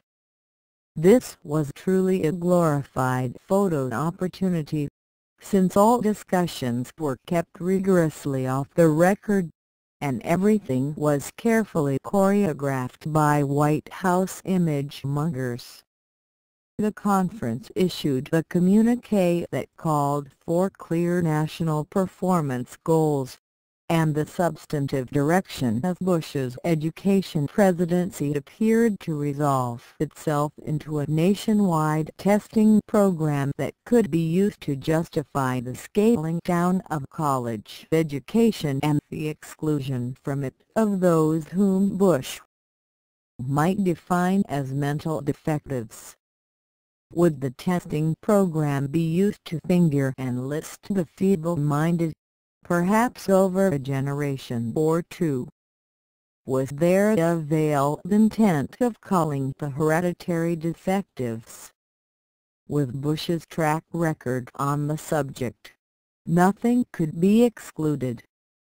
One of the themes of the Education Summit was that material resources had absolutely nothing to do with the performance of an educational system. This was coming from preppy George Bush, who had enjoyed a physical plant, library, sports facilities, low average class size and other benefits at his posh Greenwich Country Day School and exclusive Phillips Academy in Andover, which most school teachers could only dream of. When, during the summer of 1991, it was found that national average scores for the Scholastic Aptitude Test had continued to fall, Bush was still a man that increased resources and the overall economic condition of society had nothing to do with the answer. At that time it also turned out that Bush's reshuffled Secretary of Education, former Tennessee Governor Lamar Alexander, was sending his children to an elite day school associated with Georgetown University, where the tuition exceeded the yearly income of many poor families. Many governors joined James Blanchard of Michigan in complaining that under Reaganomics, the federal government had unloaded whole sectors of infrastructural expenditure, including education, on the states. "We do not come to Charlottesville to rattle a tin cup," said Blanchard, "but we cannot afford to have our education revenues bled by the federal government." Over the past decade, the federal commitment to education has declined from 2.5% of the federal budget to less than 1.8%. If education is to become the national priority, you and the Congress should reverse that decline. Footnote 19. Ironically, the best perspective on Bush's education summit by Wash came from within his own regime. Obviously piqued at the bad reviews his previous performance as Reagan's Secretary of Education was getting, Bush drug czar William Bennett told reporters that the proceedings in Charlottesville were standard Democratic and Republican path ante, something that rhymes with path. Much of the discussion proceeded in the total absence of knowledge about what takes place in schools. By the autumn of 1989, Bush was facing a crisis of confidence in his regime. His domination of Congress on all substantive matters was complete. At the same time, he had nothing to propose except vast public subsidies to bankrupt financial and speculative interests.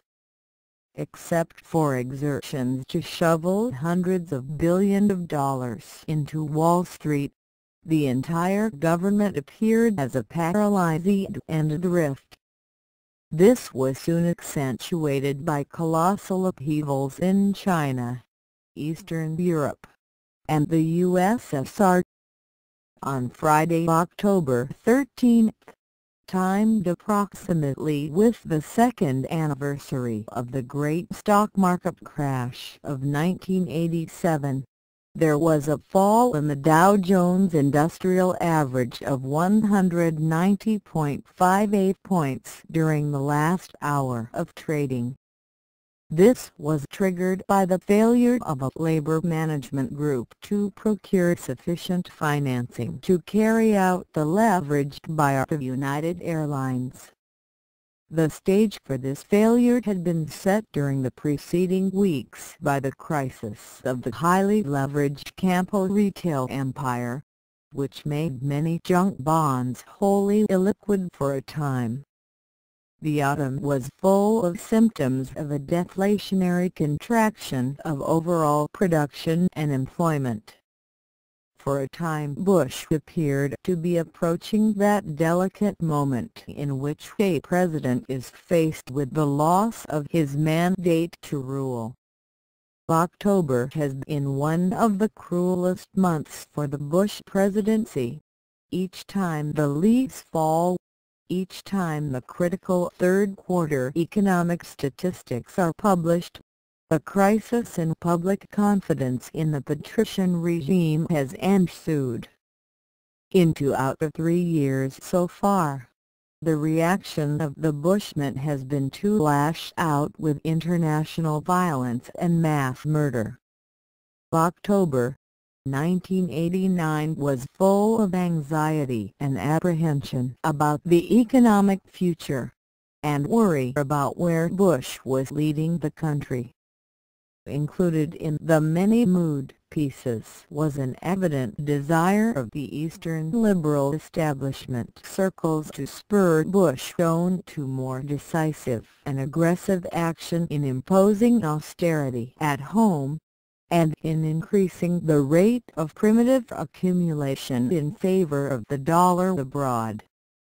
A typical sample of these October elucubrations was a widely read essay by Kevin Phillips, the traditional Republican theoretician of ethnic splitting and the Southern strategy, entitled George Bush and Congress Brain Dead Politics of '89. Phillips faulted Bush for his apparent decision to imitate the low-key, centrist operating mode of President Dwight D. Eisenhower. But imitating Ike in the 1990s makes as little sense as trying to imitate Queen Victoria in the 1930s. Footnote 20. Phillips pointed to the way in which Bush was restrained by his evident commitment to continue all of the essential policies of the Reagan years, while denying the existence of any crisis. Bush did not seek to identify national problems because in doing so, he would largely be identifying his party's own failings.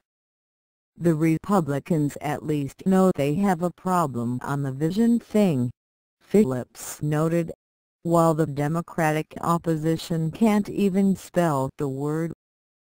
All of this added up to the cerebral atrophy of government.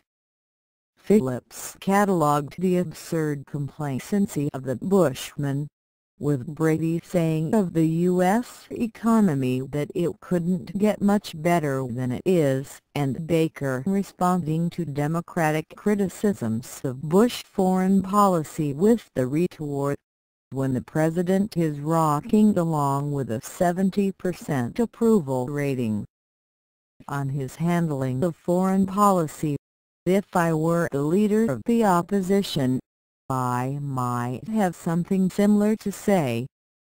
Phillips's basic thesis was that Bush and his ostensible opposition had joined hands simply to ignore the existence of the leading problems threatening U.S. national life, while hiding behind an irrelevant consensus forged 10 to 20 years in the past, and reminiscent overall of the pre-1860 tacit understanding of Democrats and Whigs to sweep sectionalism and slavery under the rug. One result of this conspiracy of the incumbents to ignore the real world was the unhappy duality that the United States and Russia are both weakening empires in haphazard retreat from their post-1945 bipolar dominance. Phillips's conclusion was that while reality might begin to force a change in the political agenda by 1990, it was more likely that a shift would occur in 1992 when an aroused electorate, smarting from decades of decline in standards of living and economic aspirations, might hand out surprising political rewards. "Honesty's day is coming," summed up Phillips, with the clear implication that George Bush would not be a beneficiary of the new day. Similar themes were developed in the Bonesman's own Time magazine towards the end of the month in coverage entitled "Is Government Dead?", which featured a cover picture of George Washington shedding a big tear and a blurb warning that unwilling to lead, politicians are letting America slip into paralysis. Footnote 21. Inside, the Washington regime was stigmatized as the can't-do government, with an analysis concluding that abroad and at home, more and more problems and opportunities are going unmet, under the shadow of a massive federal deficit that neither political party is willing to confront. A kind of neurosis of accepted limits has taken hold from one end of Pennsylvania Avenue to the other. Time discovered that Bush and the Congress were conspiring to hide $96 billion of a $206 billion deficit through various stratagems, while the bill for the S&L bailout had levitated upwards to $300 billion. Time held up to ridicule the paltry $115 million Bush had offered as economic aid to Poland during his visit there during the summer. Grave responsibility for the growing malaise was assigned by Time to Bush. Leadership is generally left to the president. Yet George Bush seems to have as much trouble as ever with the vision thing. Handcuffed by his simplistic "read my lips" campaign rhetoric against a tax increase as well as by his cautious personality, Bush too often appears self-satisfied and reactive. Time went on to indict Bush for malfeasance or nonfeasance in several areas.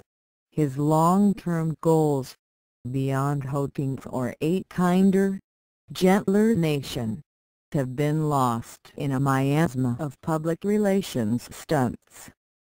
The President's recent education summit with the nation's governors produced some interesting ideas about national standards but little about how to pay the costs of helping public schools meet them. His much-trumpeted war on drugs was more than underfinanced skirmish. Bush told voters last year that he is an environmentalist, but the most significant clean air proposals put forth this year, stringent new standards on automobile emissions, were adapted from California's strict limits for the 1990s. The broad Bush tends to turn Teddy Roosevelt's famous dictum on its head by speaking loudly and carrying a small stick, was Time's unkindest cut of all for a president who had placed the racist Rough Riders portrait in the Oval Office, replacing the likeness of silent Cal Coolidge that had adorned the premises during the Reagan years. It was a barb to make George wince when he read it. Bush, Baker, and Brady were thus confronted with some clear signals of an ugly mood of discontent on the part of key establishment financier circles inside their own traditional base.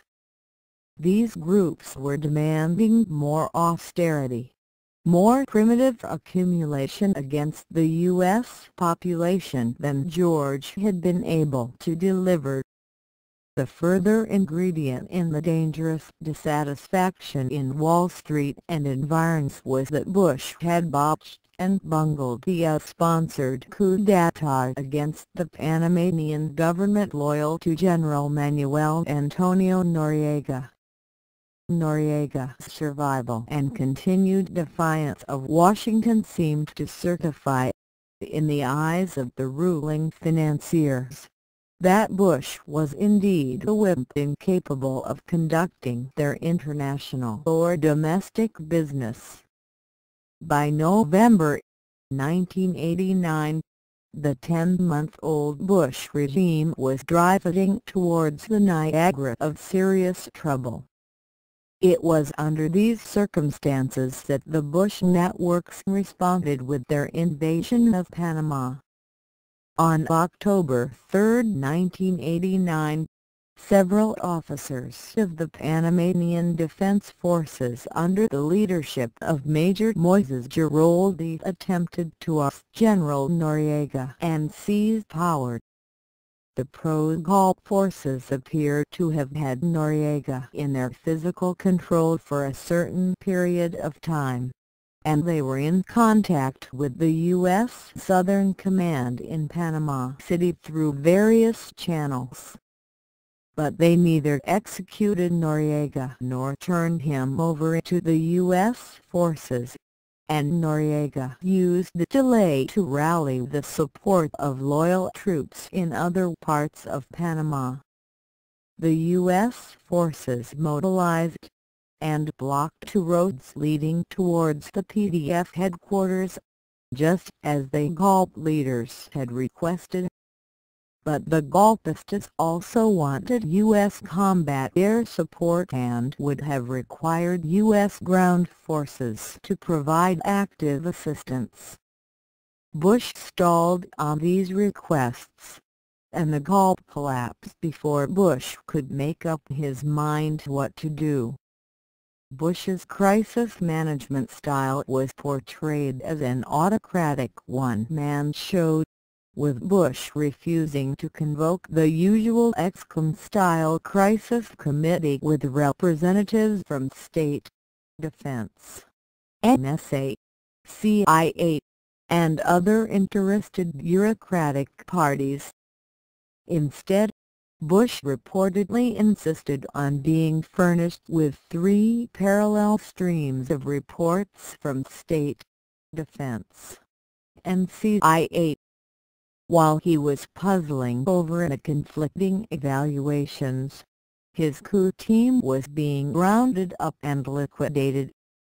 It was worse than his blundering management of the Sudan coup in 1985. There are signs that the wide criticism of his botched handling of the coup, including from such close allies as Skull and Bones Senator David Doran of Oklahoma, was an excruciating personal humiliation for Bush. As the feared former boss of Langley, he was supposedly a past master in subversion, putschs, and the toppling of governments disobedient to Washington. His foreign policy credentials, touted as the strong suit in his resume, were now fatally tarnished. According to some alleged insider accounts, U.S. forces had not rushed to the aid of the rebels because of reluctance and mistrust on the part of U.S. officers, starting with General Thurman, the U.S. commander in Panama. Congressman Dave McCurdy of Oklahoma criticized Bush. "Yesterday makes Jimmy Carter look like a man of resolve. There's a resurgence of the wimp factor." George Will wrote a column entitled "An Unserious Presidency." Bush hid from the press for 11 days after the Gulf was crushed, but then had to face a barrage of hostile questions anyway. Since he had urged the overthrow of Noriega, he was asked, was it consistent not to back the rebels with U.S. armed forces? Bush replied, "Yes, absolutely consistent. I want to see him Noriega out of there, and I want to see him brought to justice. And that should not imply that that automatically means, no matter what the plan is, or no matter what the coup attempt is, diplomatically and anything else, that we give carte blanche support to that. I think this rather sophisticated argument that if you say you'd like to see Noriega out, that implies a blanket, open carte blanche on the use of American military force. To me, that's a stupid argument that some very erudite people make." Bush was very sarcastic about instant hawks appearing from where there used to be feathers of a duff. There had been reports of severe temper tantrums by Bush as critical accounts of his crisis leadership had been leaked from inside his own administration. But Bush denied that he had been chewing the carpet. "I never felt, you know, anger or blowing up." "It's absurd," Bush stated disingenuously. "I didn't get angry. I didn't get angry. What I did say is, I don't want to see any blame coming out of the Oval Office or attributed to the Oval Office in the face of criticism. I'm not in the blame business. Blame, if there's some to be assigned, it comes in there. And that's where it belongs. Bush stressed that he was ready to use force to oust Noriega. I wouldn't mind using force now if it could be done in a prudent manner. We want to see Mr. Noriega out. The mortified former CIA director also defended the quality of his intelligence. There has not been an intelligence gap that would make me act in a different way. I don't see any serious disconnects at all.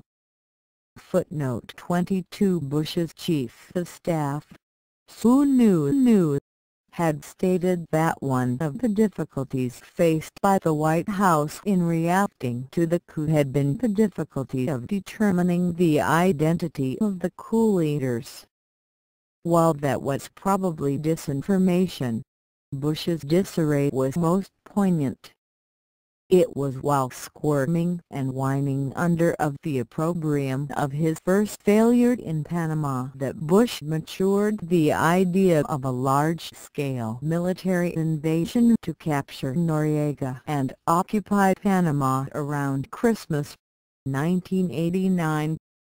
George Bush's involvement with Panama goes back to operations conducted in Central America and the Caribbean conducted by Senator Prescott Bush's Jupiter Island Hermanite Cabal. We recall Bush's pugnacious assertions of U.S. sovereignty over the Panama Canal during his 1964 electoral contest with Senator Yarborough.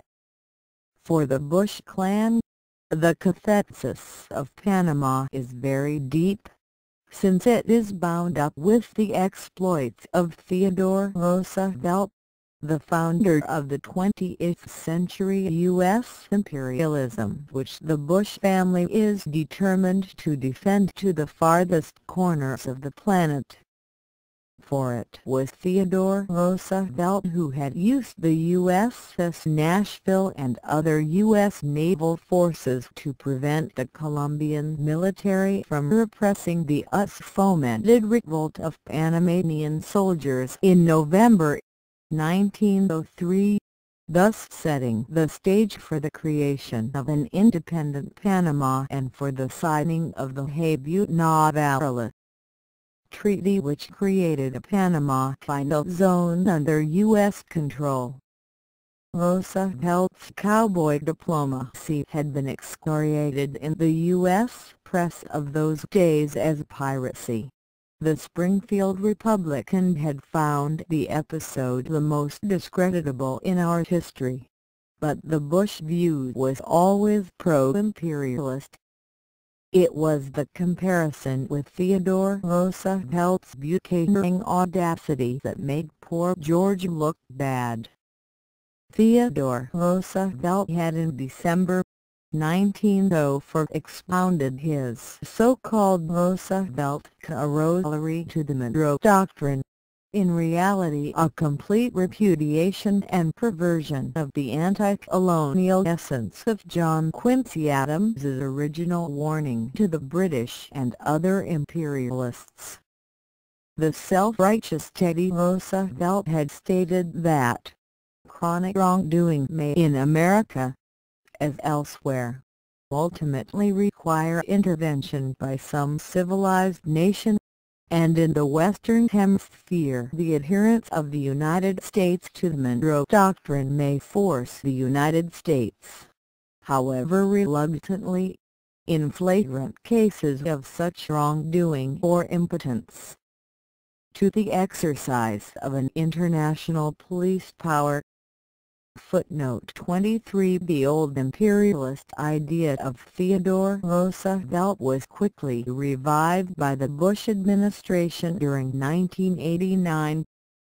Through a series of actions by Attorney General Richard Thornburgh, the U.S. Supreme Court and CIA Director William Webster, the Bush regime arrogated to itself the sweeping carte blanche for extraterritorial interference in the internal affairs of sovereign states, all in open defiance of the norms of international law. These illegal innovations can be summarized under the heading of the Thornburg Doctrine.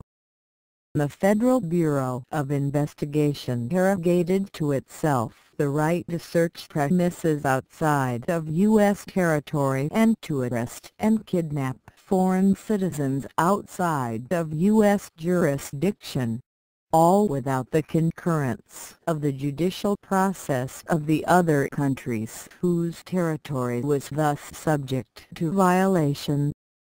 U.S. armed forces were endowed with the right to take police measures against civilians. The CIA demanded that an executive order prohibiting the participation of U.S. government officials and military personnel in the assassination of foreign political leaders, which had been issued by President Ford in October 1976, be rescinded. There is every indication that this presidential ban on assassinations of foreign officials and politicians, which had been promulgated in response to the Church and Pike Committee investigations of CIA abuses, has indeed been abrogated. To round out this lawless package, an opinion of the U.S. Supreme Court issued on February 28, 1990 permitted U.S. officials abroad to arrest or kidnap and search foreign citizens without regard to the laws or policy of the foreign nation subject to this interference.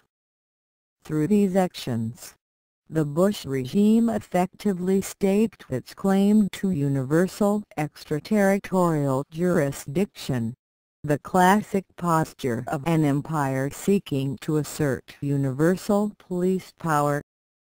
The Bush regime aspired to the status of a world power legibus solitude, a superpower exempted from all legal restrictions. Footnote 24. Back in January 1972, at the extraordinary session of the United Nations Security Council in Addis Ababa, the Panamanian delegate, Aquilino Boyd, had delivered a scathing condemnation of the American occupation of the Final Zone, which most Panamanians found increasingly intolerable.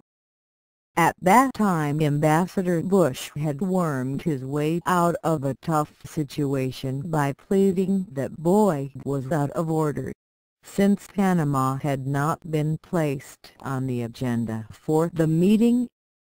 Boyd was relentless in pressing for a special session of the Security Council in Panama City at which he could bring up the issue of sovereignty over the Final Zone and the Canal. Later, in March 1973, Bush's successor at the UN post, John Scali, was forced to resort to a veto in order to kill a resolution calling for the full respect for Panama's effective sovereignty over all its territory. This veto had been a big political embarrassment, since it was cast in the face of vociferous condemnation from the visitors' gallery, which was full of Panamanian patriots. To make matters worse, the U.S. had been totally isolated, with 13 countries supporting the resolution and 1 abstention. Footnote 25. As we have seen, direct personal dealings between Bush and Noriega went back at least as far as Bush's 1976 CIA tenure. At that time Noriega, who had been trained by the U.S. at Fort Goodluck, Fort Bragg, and other locations, was the chief of intelligence for the Panamanian nationalist leader, General Homer Torrijos, with whom Carter signed the Panama Canal Treaty, the ratification of which by the U.S. Senate meant that the canal would revert to Panama by the year 2000. During the treaty negotiations between Torrijos and the Carter administration, the U.S. National Security Agency and the Defense Intelligence Agency are alleged to have conducted electronic eavesdropping against Panamanian officials involved in the negotiations. This bugging had reportedly been discovered by Noriega, who had allegedly proceeded to bribe members of the U.S. Army's 478th Military Intelligence Group, who'd furnished him with tapes of all the bugged conversations, which Noriega then submitted to Torrijos. According to published accounts, the U.S. Army had investigated this situation under a probe code named Operation Canton Song, and identified a group of singing sergeants on Noriega's payroll. Lou Allen, Jr., the head of the NSA, supposedly wanted a public indictment of the sergeants for treason and espionage, but Bush is alleged to have demurred, saying that the matter had to be left to the Army, which had decided to cover up the matter. A plausible political cover story for Bush's refusal to prosecute was his desire to avoid scandals in the intelligence community that could hurt Gerald Ford in the 1976 election. Footnote 26. Whatever the truth of all these allegations, there seems to be no doubt that Bush met personally with Noriega during his 1976 CIA tenure. According to one account, that Bush-Noriega meeting was a luncheon held in December 1976 at the residence of the Panamanian ambassador to Washington. As Fairburett Camp notes, years later in 1988, after Noriega was indicted on drug charges in Florida, Bush would at first deny having ever met Noriega. He thereafter recalled the meeting, but none of its details.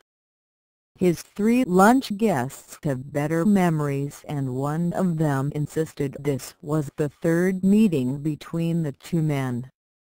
Footnote 27. During the preparation of his 1991 trial in Miami, Florida, Noriega's defense attorneys submitted a document to the United States District Court for the Southern District of Florida in which they specified matters they intended to use in Noriega's defense which might involve information considered classified by the U.S. government.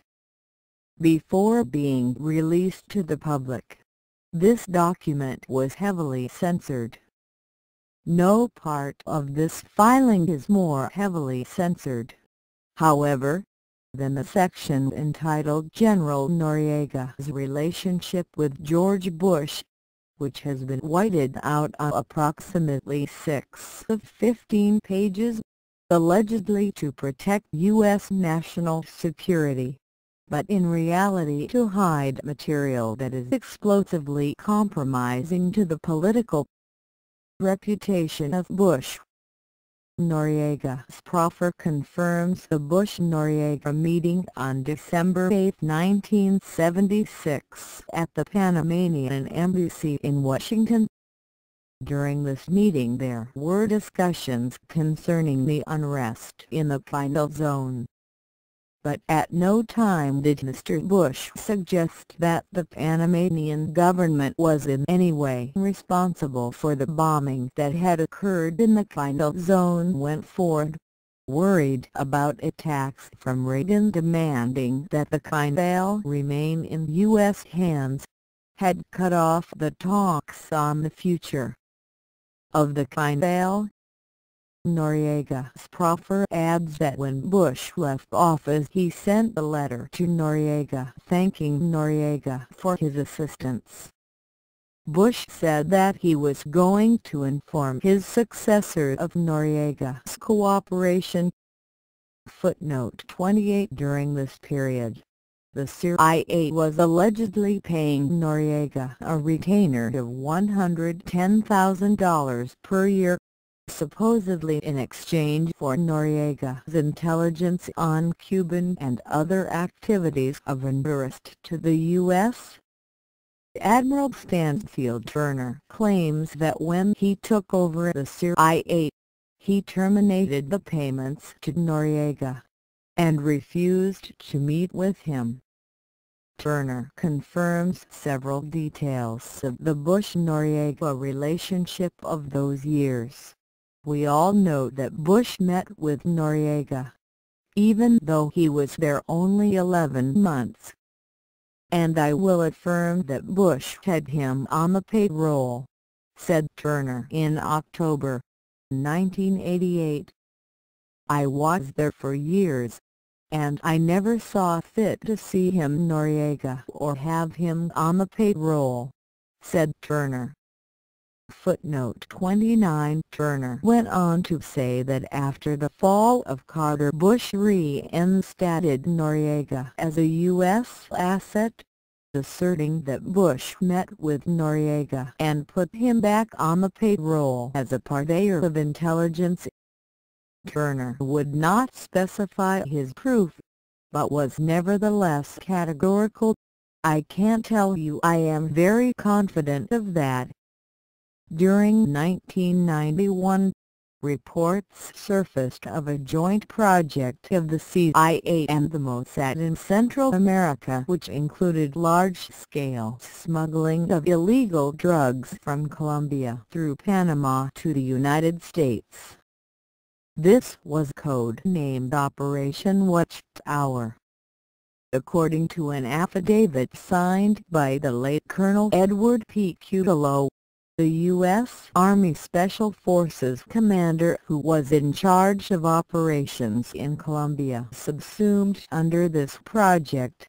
The purpose of Operation Watchtower was to establish a series of 3 electronic beacon towers beginning outside of Bogotá, Colombia, and running northeast to the border of Panama. Once the watchtower teams were in place, the beacon was activated to emit the signal that aircraft could fix on and fly undetected from Bogotá to Panama, then land at Albrook Air Station. Footnote 30. According to Cutolo, the flights were often met at Albrook Air Station by Noriega, other PDF officers, CIA agents, and an Israeli national believed to be David Kimch of the Mossad. Another Israeli involved in the flights was Mossad agent Michael Harari, who maintained a close relation to Noriega until the time of the U.S. invasion of December 20, 1989. According to Cutolo's affidavit, I was told from Pentagon contacts, off the record, that CIA Director Stansfield Turner and former CIA Director George Bush are among the VIPs that shield Harari from public scrutiny. According to Cutolo, the cargo flown from Colombia to Panama was cocaine, which ultimately ended up in the United States. The profits were allegedly laundered through a series of banks, including banks in Panama. According to published reports, Cutolo and a long list of other U.S. military personnel who knew about Operation Watchtower died under suspicious circumstances during the 1980s. One of them after having vainly attempted to embarrass the CBS News 60 Minutes staff in this matter. Mike Harari of the Mossad is reportedly a prime suspect in the death of one of these U.S. officers, Army Col. James Rowe, who was killed in the Philippines on April 21, 1989.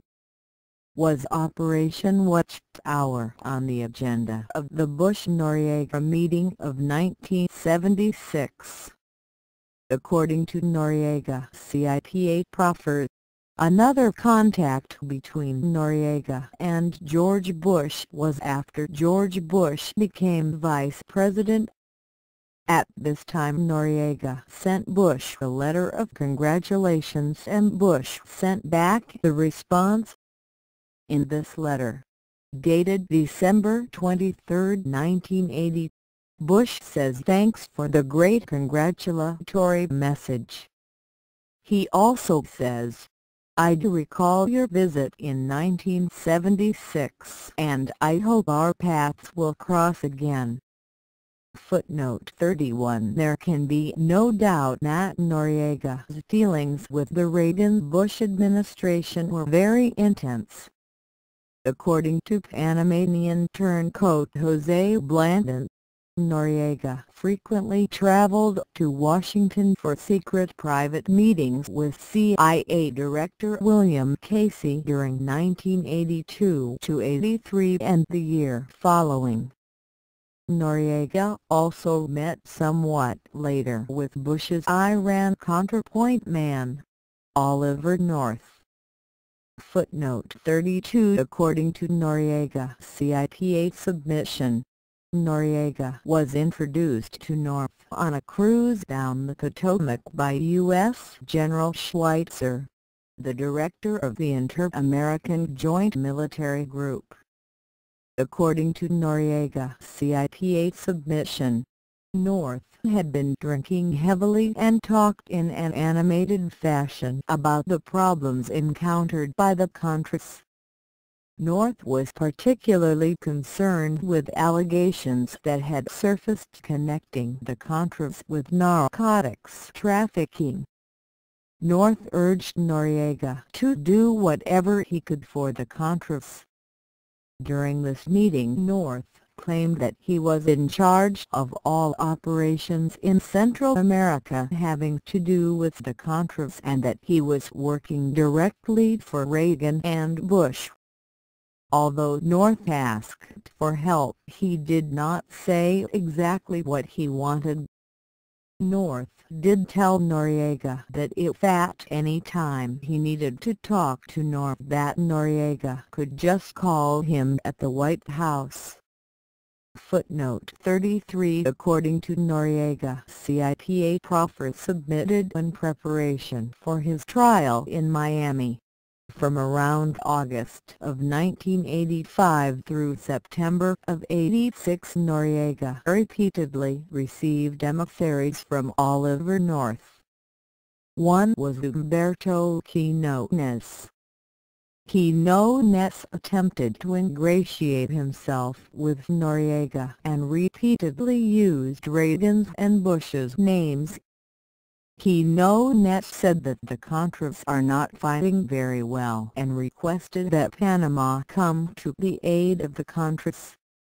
Later, at the end of the summer of 1985, Noriega met with North and Secord in London. North demanded that Noriega use Panamanian commandos to conduct operations against the Sandinista regime. Noriega just listened and did not agree to cooperate. Footnote 34. This was all denied by the Bush campaign through spokesman Steve Hart, but a photo exists of Bush meeting with Noriega in Panama City in December 1983. Gregg was also on the scene. This meeting was also attended by Everett Briggs, then the U.S. ambassador to Panama. During the previous months, Noriega had repudiated the policy of supporting the Nicaraguan counter-rebels which the Bushmen had successfully sold to Reagan as his leading obsession. Noriega had done this by declaring his support for the Contador Group, which thus emerged as an alignment of Mexico, Venezuela, Colombia, and Panama, and which advocated the plan for pacification and the restoration of national sovereignty in Central America as a whole through the interdiction of gun running, plus the removal of foreign advisors and bases. According to Briggs, Bush may have sought Noriega's diplomatic support for the U.S. position in the region, but Briggs denies that Bush was also looking for Panamanian military support against the Sandinistas. According to the Bushmen, Bush's pourparlor in Panama was devoted to a privileged talk with the President of Panama, Ricardo de la Espriella, who was also present at the meeting. Footnote 35. But Noriega was clearly the dominant figure on the Panamanian political scene. Later, Bush henchman Don Gregg was obliged to testify under oath about Bush's relations with Noriega in the context of the civil lawsuit brought by the Christic Institute of Washington, D.C. against members of the Bush-Shackley-Klein's enterprise. Gregg specified that Ambassador Briggs was himself a friend of Bush. Gregg said that at the December 1983 meeting, Panamanian President Ricardo de la Espriella had denied U.S. press reports alleging Panamanian government complicity in drug trafficking. But while Noriega kept close relations with the United States, he also dealt with Cuba and other countries in the region. Noriega was increasingly motivated by Panamanian nationalism, and a desire to preserve the margin of independence for his country. The hostility of the U.S. government against Noriega was occasioned first of all by Noriega's refusal to be subservient to the U.S. policy of waging war against the Sandinista regime. This was explained by Noriega in an interview with CBS journalist Mike Wallace on February 4, 1988, in which Noriega described the U.S. campaign against him as a political conspiracy of the Department of Justice. Noriega described a visit to Panama on December 17, 1985 by Admiral John Poindexter, then the chief of the U.S. National Security Council, who demanded that Noriega join in acts of war against Nicaragua, and then threatened Panama with economic warfare and political destabilization when Noriega refused to go along with Poindexter's plans. Noriega. Poindexter said he came in the name of President Reagan. He said that Panama and Mexico were acting against U.S. policy in Central America because we were saying that the Nicaragua conflict must be settled peacefully. And that wasn't good enough for the plans of the Reagan administration. The single thing that will protect us from being economically and politically attacked by the United States is that we allow the Contras to be trained in Panama for the fight against Nicaragua. Wallace, he told you that you would be economically attacked if you didn't do that. Noriega. It was stated, Panama must expect economic consequences. Your interest was that we should aid the Contras, and we said no to that. Poindexter outlined plans for a U.S. invasion of Nicaragua that would require the fig leaf of participation of troops from other countries in the region. Noriega: yes.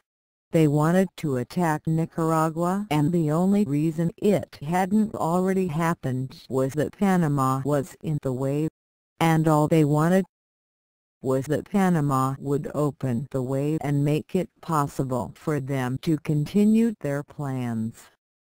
According to Noriega's advisor, Panamanian Defense Forces Captain Cortizo, the U.S. wanted that Panamanian forces attack first. Then we would receive support from U.S. troops. Footnote 36. It was in this same December 1985 period that Bush and Don Gregg met with Ambassador Briggs to discuss the Noriega's refusal to follow dictation from Washington.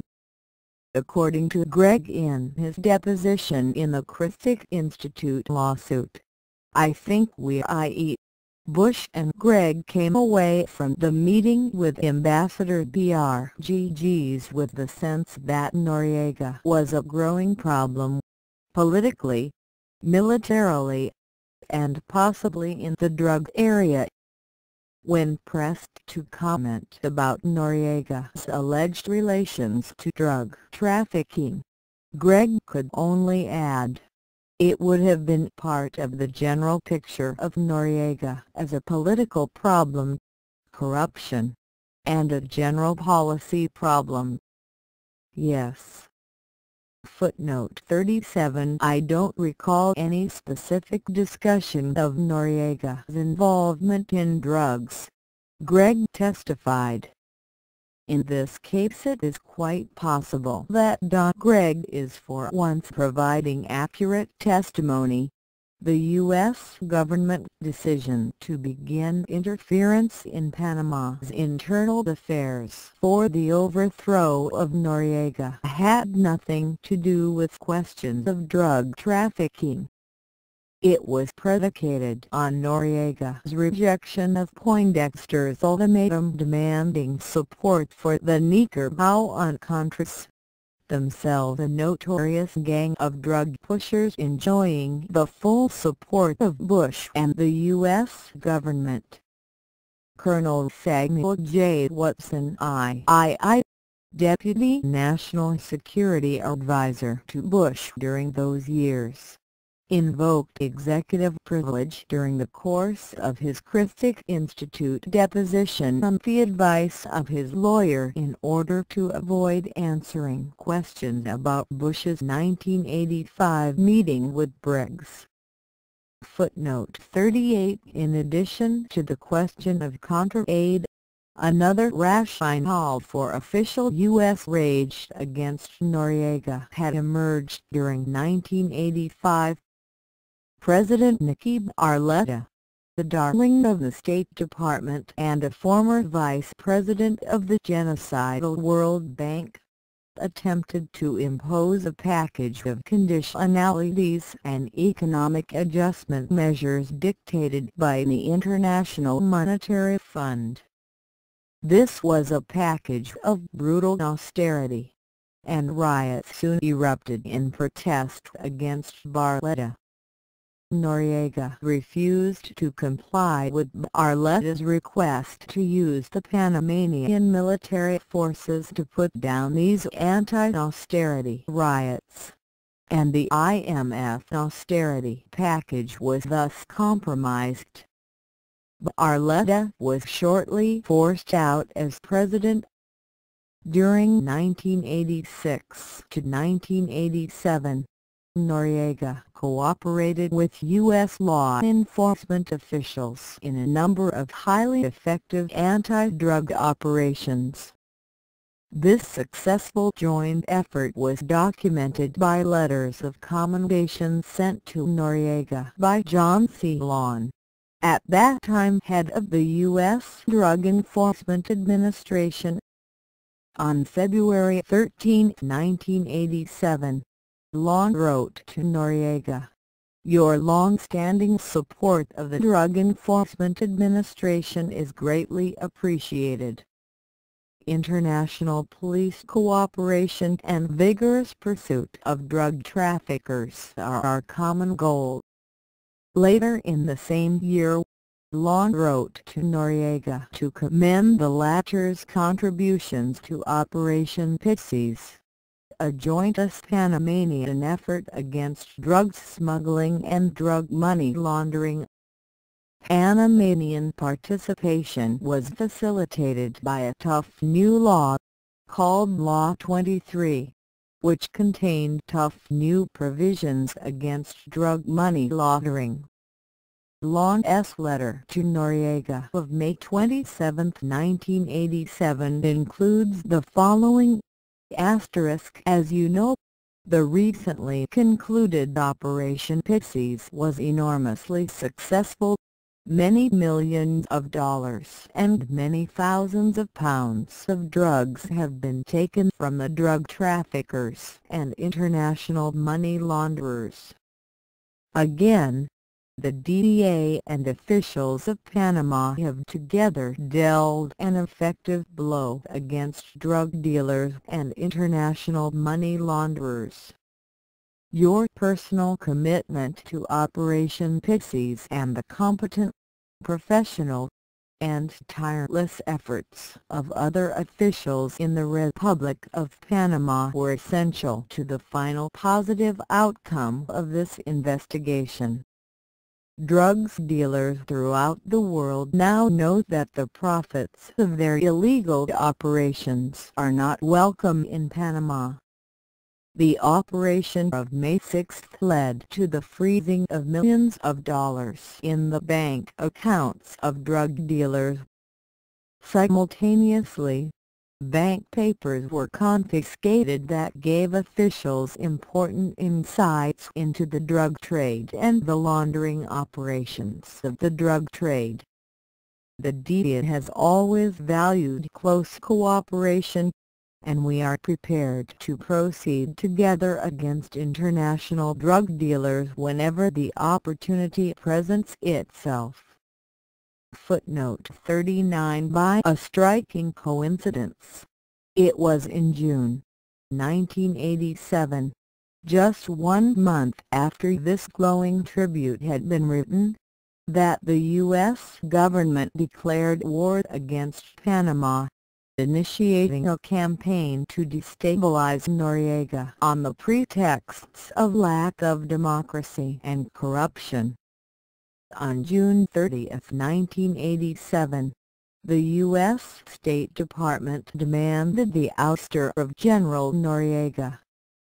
Elliot Abrams, the Assistant Secretary of State for Latin American Affairs, later indicted for perjury in 1991 for his role in the Iran-Contra scandal and cover-up, made the announcement. Abrams took note of a resolution passed on June 23 by the Senate Foreign Relations Committee demanding the creation of a democratic government in Panama, and officially concurred, thus making the toppling of Noriega the official U.S. policy. Abrams also demanded that the Panamanian military be freed of political corruption. These were precisely the destabilization measures which Poindexter had threatened 18 months earlier. The actual timing of the U.S. demand for the ouster of Noriega appears to have been dictated by resentment in the U.S. financial community over Noriega's apparent violation of certain taboos in his measures against drug money laundering. As the New York Times commented on August 10, 1987, the political crisis follows closely what bankers here saw as a serious breach of bank secrecy regulations. Earlier this year, as part of an American campaign against the laundering of drug money, The Panamanian government froze a few suspect accounts here in a manner that bankers and lawyers regarded as arbitrary. These were precisely the actions lauded by Lon. Had Noriega shut down operations sanctioned by the U.S. intelligence community, or confiscated assets of the New York banks? In November 1987, Noriega was visited by Bush's former vice presidential chief of staff, Admiral Daniel J. Murphy. Murphy had left Bush's office in 1985 to go into the international consulting business. Murphy was accompanied on his trip by Townsend Park, the protagonist of the 1976 Corrygate scandal which had served Bush so well. Murphy claimed that Park was part of a group of international businessmen who had sent him to Panama to determine if Murphy could help in restoring stability in Panama as a representative of the businessmen or of the Panamanian government. The singular cover story.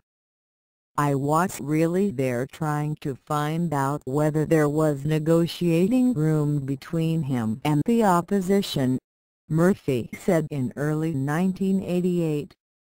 There were reports that Murphy, who had conferred with NFC chief Colin Powell, Don Gregg and Elliot Abrams of the State Department before he went to Panama, had told Noriega that he could stay in office through early 1989 if he allowed political reforms, free elections, and a free press. But Murphy denied having done this. It is still not known with precision what mission Murphy was sent to Panama to perform for Bush. Footnote 40. On August 12, 1987, Noriega responded to the opposition campaigns fomented by the U.S. inside Panama by declaring that the aim of Washington and its Panamanian minions was to smash Panama as a free and independent nation. It is a repetition of what Teddy Roosevelt did when he militarily attacked following the separation of Panama from Colombia. On August 13, 1987, the Los Angeles Times reported that U.S. Assistant Attorney General Stephen Trott, who had headed up the Department of Justice Get Noriega task force for more than a year, had sent out orders to pull together everything that we have on him Noriega in order to see if he is prosecutable. This classic enemies list operation was clearly aimed at fabricating drug charges against Noriega, since that was the political spin which the U.S. regime wished to impart to its attack on Panama. In February 1988, Noriega was indicted on U.S. drugs charges, despite the lack of evidence and an even more compelling lack of jurisdiction. This indictment was quickly followed by economic sanctions, an embargo on trade, and other economic warfare measures that were invoked by Washington on March 2, 1988. All of these measures were timed to coincide with the Super Tuesday presidential preference primaries in the southern states, where Bush was able to benefit from the racist appeal of the assault on Noriega, who is of mestizo background and has a swarthy complexion. During the spring of 1988, the Reagan administration conducted a negotiation with Noriega with the declared aim of convincing him to relinquish power in exchange for having the drug charges against him dropped. In May, Michael G. Kozak, the Deputy Assistant Secretary of State for Inter-American Affairs, had been sent to Panama to meet with Noriega. Bush had come under attack from other presidential candidates, especially Dukakis, for being soft on Noriega and seeking a plea bargain with the Panamanian leader. Bush first took the floor during the course of an administration policy-making meeting to advocate an end of the bargaining with Noriega. According to press reports, this proposal was hotly contested. Then, in a speech in Los Angeles, Bush made one of his exceedingly rare departures from the Reagan line by announcing with a straight face that a Bush administration would not bargain with drug dealers at home or abroad. Footnote 41. Bush's interest in Noriega continued after he had assumed the presidency. On April 6, 1989, Bush formally declared that the government of Panama represented an unusual and extraordinary threat to U.S. national security and foreign policy. He invoked the National Emergencies Act and the International Emergency Act to declare a state of national emergency in this country to meet the menace allegedly posed by the nationalists of Little Panama. The May 1, 1989 issue of U.S. News & World Report revealed that Bush had authorized the expenditure of $10 million in CIA funds for operations against the Panamanian government. These funds were obviously to be employed to influence the Panamanian elections, which were scheduled for early May. The money was delivered to Panama by CIA bagman Carlos Elliott Almiron, who had just been arrested in Georgia in April 1989 on charges of drug trafficking. On May 2, with one eye on those elections, Bush attempted to refurbish his wimp image with a blustering tirade delivered to the Rockefeller-controlled Council of the Americas, in which he stated, "Let me say one thing clearly. The USA will not accept the results of fraudulent elections that serve to keep the Supreme Commander of the Panamanian Armed Forces in power." This made clear that Bush intended to declare the elections undemocratic if the pro-Noriega candidates were not defeated. In the elections of May 7, the CIA's $10 million and other monies were used to finance an extensive covert operation which aimed at stealing the elections. The US-supported Civic Democratic Alliance, whose candidate was Guillermo Anton, purchased votes, bribed the election officials, and finally physically absconded with the official vote tallies. Because of the massive pattern of fraud and irregularities, the Panamanian government annulled the election. Somewhere along the line, the usual staged people power upsurge had failed to materialize. The inability of Bush to force through a victory by the anti-Noriega opposition was a first moment of humiliation for the would-be Rough Rider. This was the occasion for a new outburst of hypocritical breastfeeding from Bush, whose vote fraud operation had not worked so well in Panama as it had in New Hampshire. Speaking at the commencement ceremonies of Mississippi State University in Starkville, Mississippi, Bush issued a formal call to the citizens and soldiers of Panama to overthrow Noriega, asserting that they ought to do everything they can to get Mr. Noriega out of there. Asked whether this was a call for a military coup against Noriega, Bush replied, I would love to see them get him out of there. Not just the PDF, the will of the people of Panama. Bush elaborated that his was a call for a revolution the people rose up and spoke for, in a democratic election with a substantial, a tremendous, turnout, said what they wanted. The will of the people should not be thwarted by this man and handful of these Stoneman thugs. I think the election made so clear that the people want democracy and made so clear that democracy is being thwarted by one man that in itself would be the catalyst for removing Noriega. Bush added, making his characteristic equation of democracy with a regime subservient to U.S. whim. Bush prevaricated on his own commitment to disbanding the Panamanian Defense Forces, saying that he wanted to make clear that there's no vendetta against the Panamanian Defense Forces as an institution. The U.S. was concerned only with Noriega's thuggery and pariah status.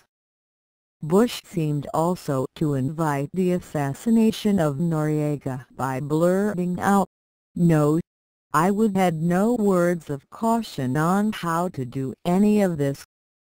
He slyly kept an escape hatch open in case a coup leader called on the U.S. for support, as in fact later happened. If the PDF asks for support to get rid of Noriega, they wouldn't need support from the United States in order to get rid of Noriega. He's one man, and they have a well-trained force.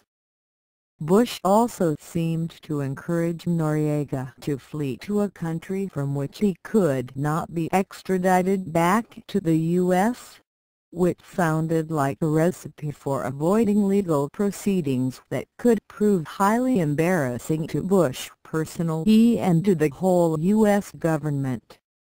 During this period, Admiral William Crowe, the chairman of the U.S. Joint Chiefs of Staff, attempted to convince the U.S. commander in Panama, General Frederick S. Werner, to accept a brigade-sized reinforcement of 3,000 troops in addition to the 12,000 men already stationed in Panama. Werner declined the additional men, which the Pentagon had intended to dispatch with great fanfare in an attempt to intimidate Noriega and his triumphant supporters.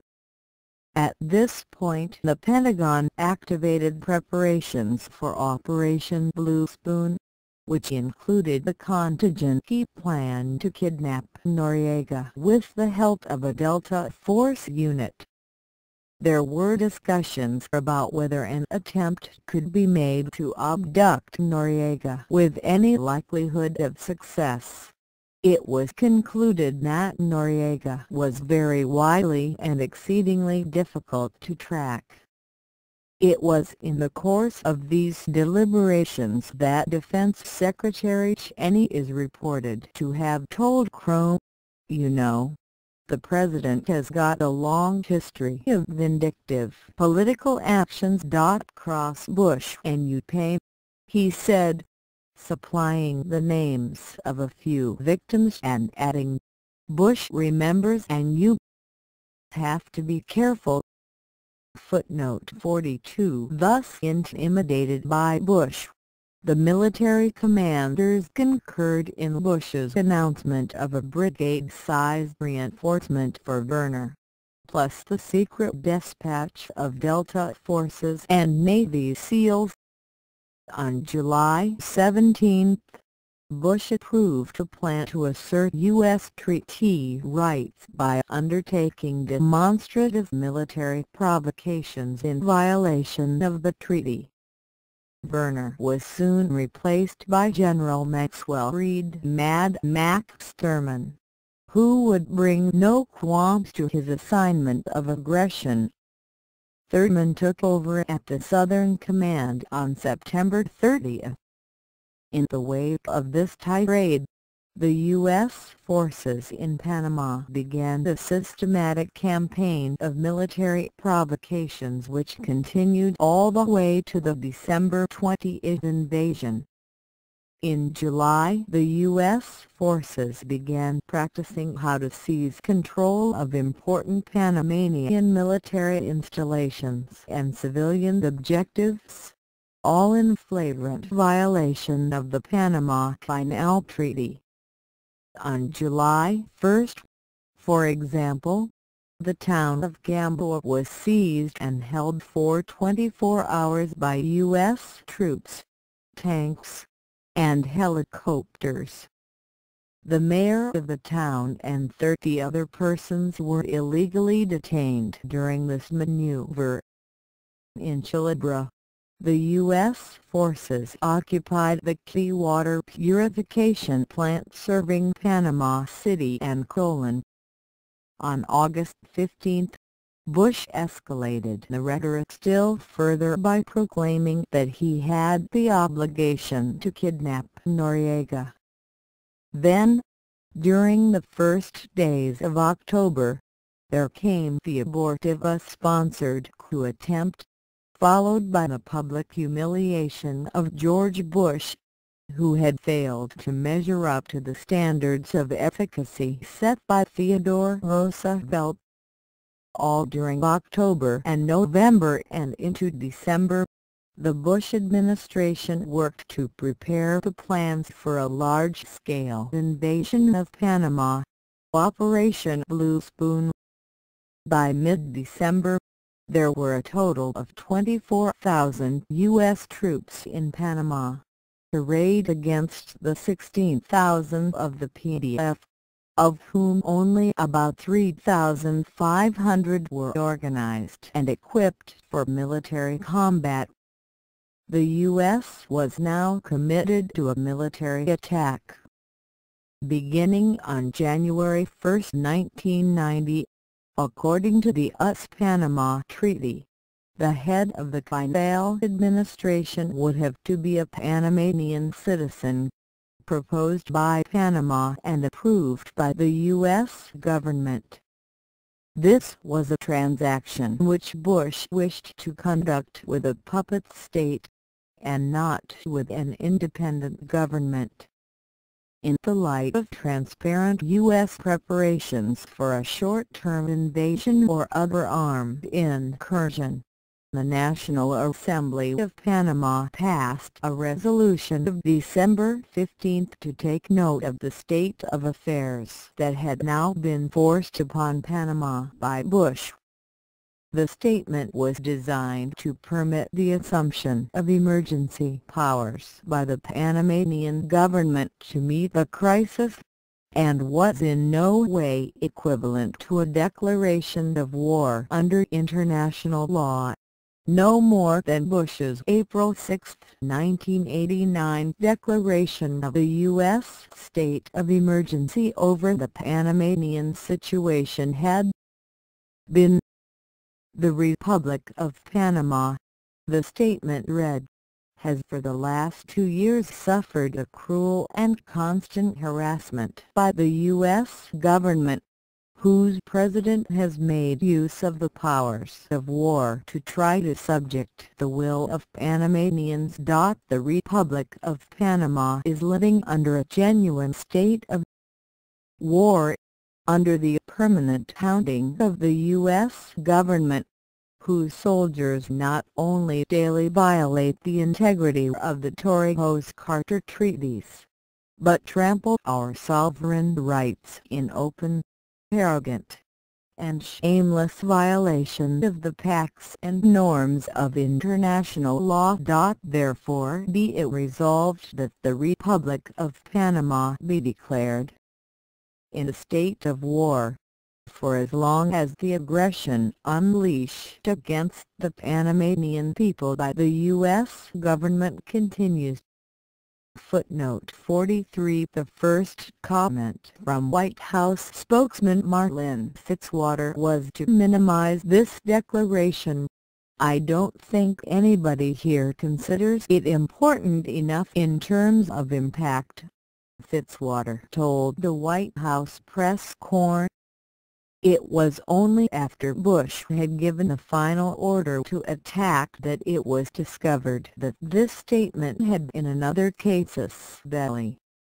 At this point, the U.S. provocation activity was stepped up, with special attention given to the approaches to Noriega's headquarters, the Commandancia. Here, at the the PDF checkpoint, on the evening of Saturday, December 16, Navy Lieutenant Adam J. Curtis and his wife Bonnie had been detained as they chose to take an evening stroll in this very tense and highly sensitive neighborhood. Their presence could in no way have been interpreted as purely casual.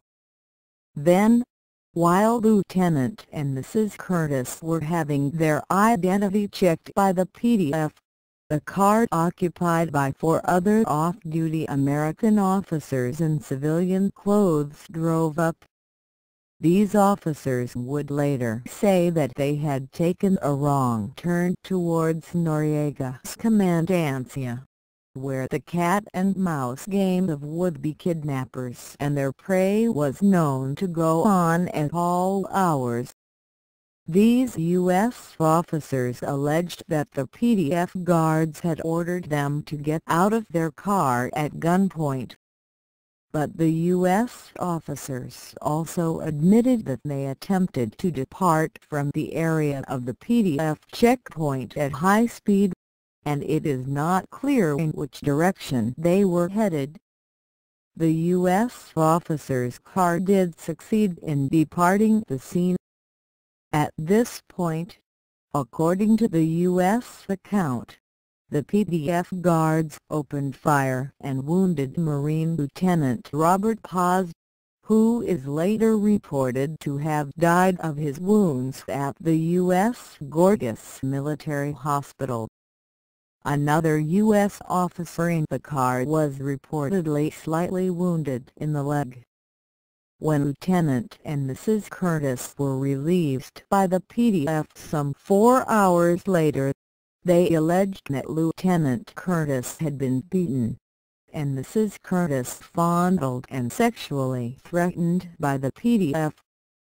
These details, which may have been purely invented, were excessively seized upon by Bush in his public justifications of the U.S. invasion.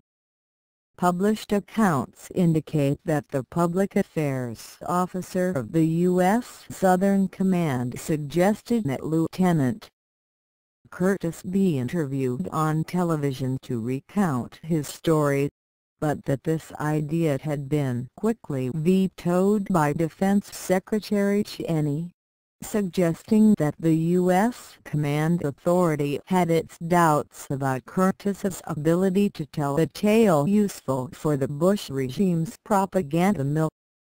Footnote 44. With the incidents at Avenue 8, the imposing mind war and mind control apparatus of the U.S. regime went into action. Here Bush was taking the leaf from the book of his father's protege, Adolf Hitler. When Hitler had wished to invade Poland, he first completed his military preparations and then staged the infamous provocation code-named Operation Can Meet at the Gleiwitz radio station on the German side of the border with Poland. The Nazis took some German convicts from a jail, murdered them, and then dressed them in Polish uniforms. These bodies were then presented to the press as the result of a murderous Polish raid across the border. Within hours, Hitler had issued an early morning declaration of war. Bush showed that his pedigree had been acquired in the same school. Bush gave the final order for the attack on Sunday, December 17. He made a series of raving statements about the alleged sexual molestation of Mrs. Curtis, and it was evident that racist hysteria was being actively elicited. In his speech delivered at 7:20 a.m. on December 21, 1989 announcing the U.S. invasion, Bush said, "Many attempts have been made to resolve this crisis through diplomacy and negotiations. All were rejected by the dictator of Panama, General Manuel Noriega, an indicted drug trafficker."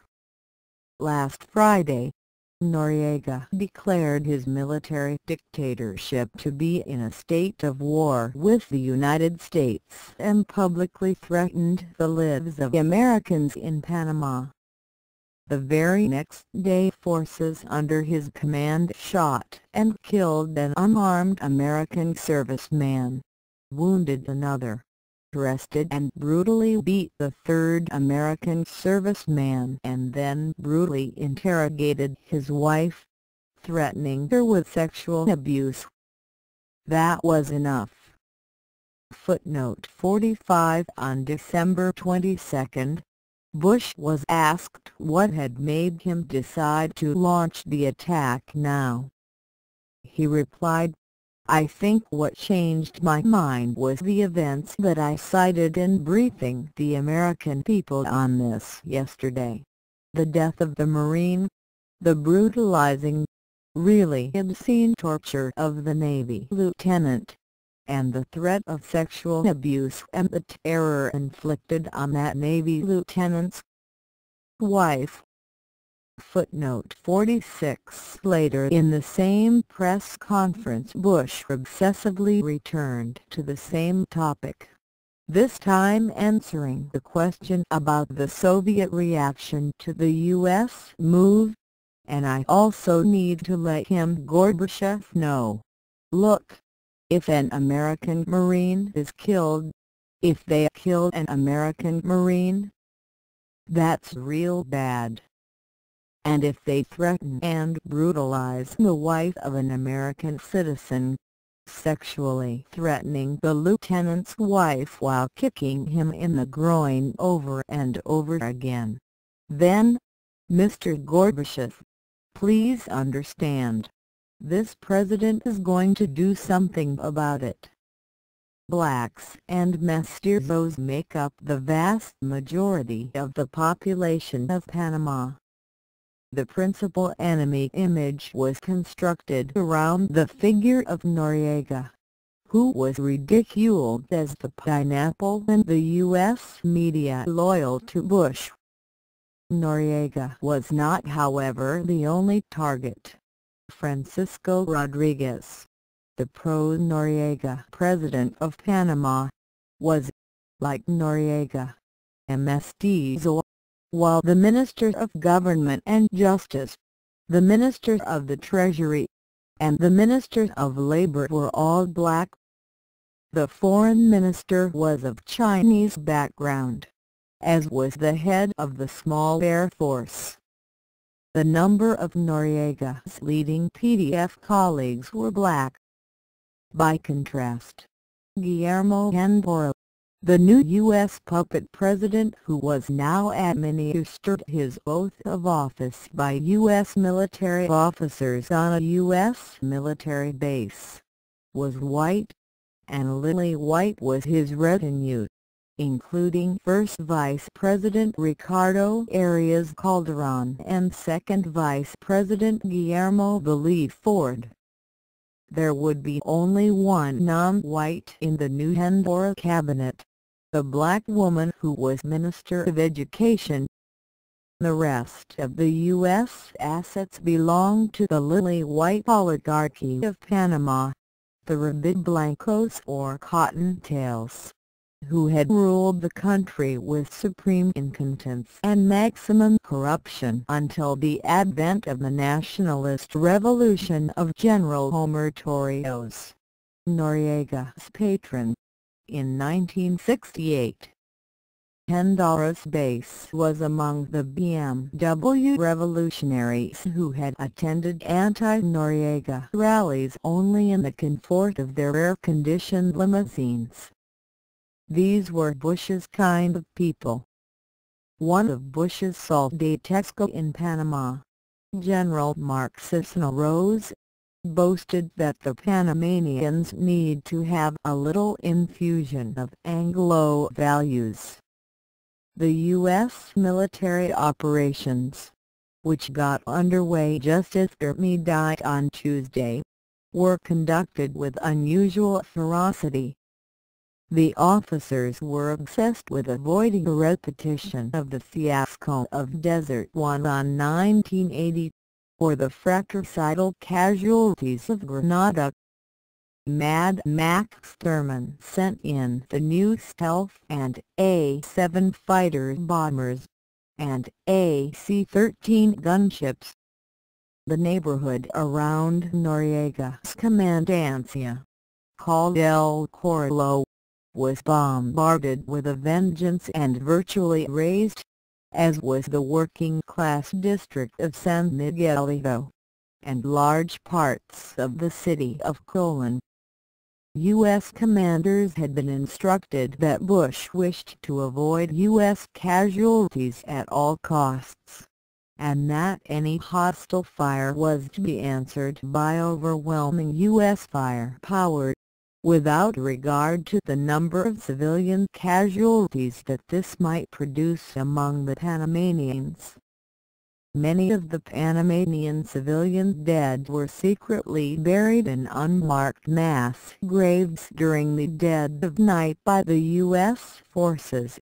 Many other bodies were consumed in the holocaust of fires that leveled El Corralo. The Institute of Seismology counted 417 bomb bursts in Panama City alone during the first 14 hours of the U.S. invasion. For many days there were no U.S. estimates of the civilian dead or collateral damage, and eventually the Bush regime set the death toll for Panamanian non-combatants at slightly over 200. In reality, as Executive Intelligence Review and former U.S. Attorney General Ramsey Clark pointed out, there had been approximately 5,000 innocent civilian victims, including large numbers of women and children.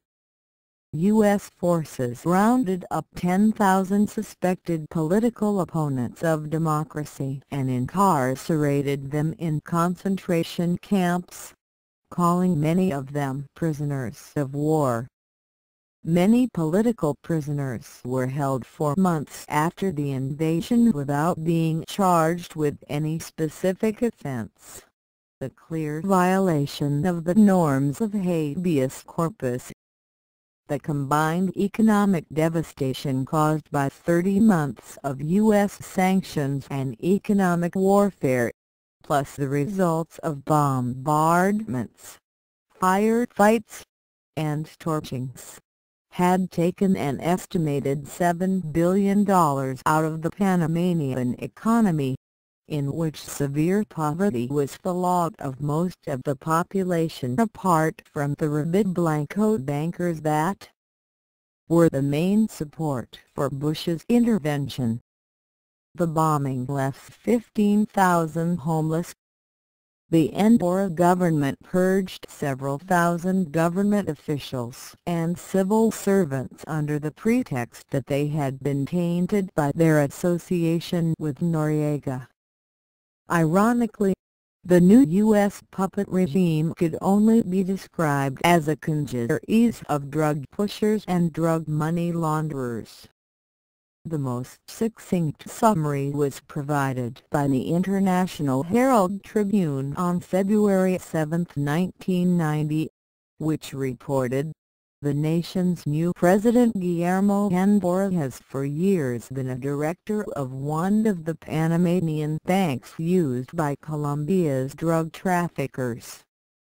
Guillermo Ford, the second vice president and chairman of the Banking Commission, is a part owner of the Dadland Bank of Florida, which was named in a court case 2 years ago as a central financial institution for one of the biggest Medellin money launderers, Gonzalo Mora.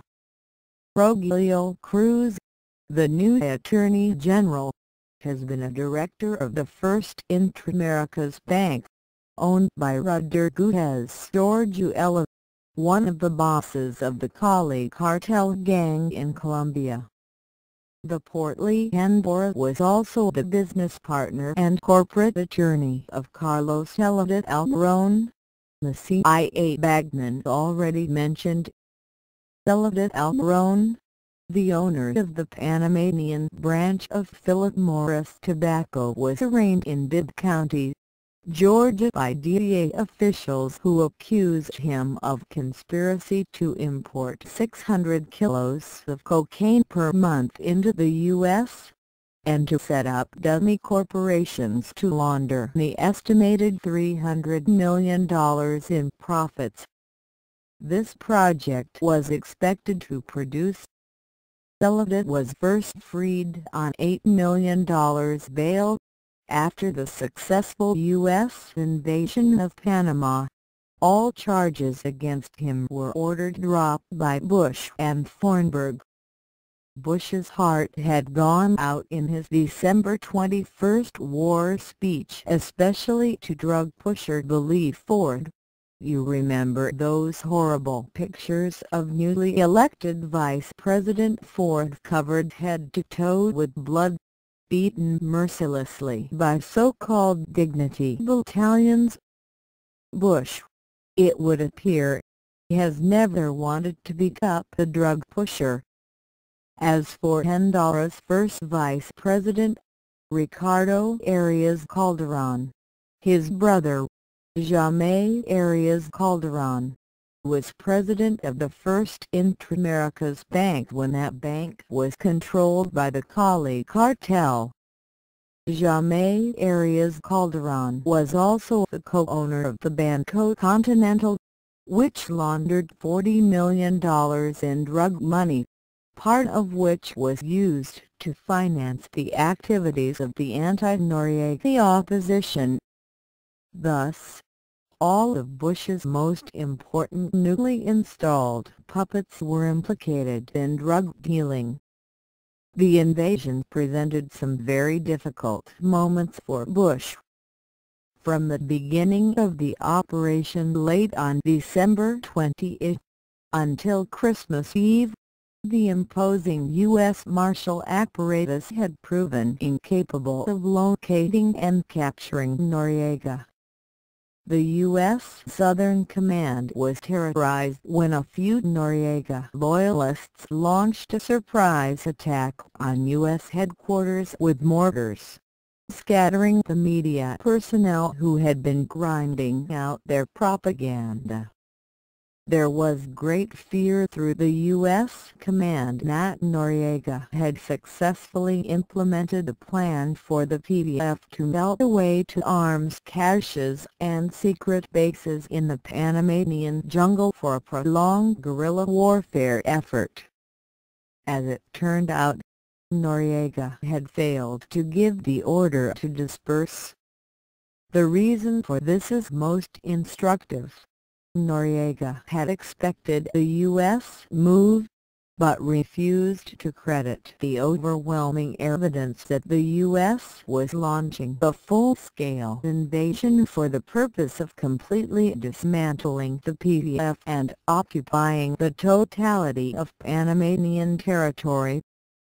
Noriega remained convinced until very late in the day that U.S. aggression would be limited to a commando raid devoted primarily to the kidnapping or assassination of Noriega and a few top lieutenants. In this, Noriega joined the company of the Shah of Iran, President Marcos of the Philippines, and Saddam Hussein of Iraq, all of whom were unable to fathom the true extent of the U.S. commitment to topple their regimes or, in the case of Iraq, lay waste too much of the country. This is the principal reason why the PDF failed to execute its plan to disperse and regroup in the jungle. As Christmas Eve approached, and Noriega still had not been eliminated, the whining hysteria increasingly colored Bush's public pronouncements. In his press conference of December 22, Bush was tremendously agitated, and opened the proceedings by complaining, "I have a brief press statement, to be followed by a brief press conference because I have a pain in the neck." Seriously? Bush refused to discuss the details of this pain. Was it a symptom of the rheumatoid condition that was diagnosed in early May of 1991? That is difficult to determine, but there was no mistaking Bush's hyperthyroid mood. His response to the inevitable first question about tracking down the demonized Noriega: "I've been frustrated that he's been in power this long, extraordinarily frustrated. The good news: he's out of power. The bad news: he has not yet been brought to justice." So I'd have to say, there is a certain level of frustration on this account. The good news, though, is that the government's beginning to function, and the man controls no forces, and he's out.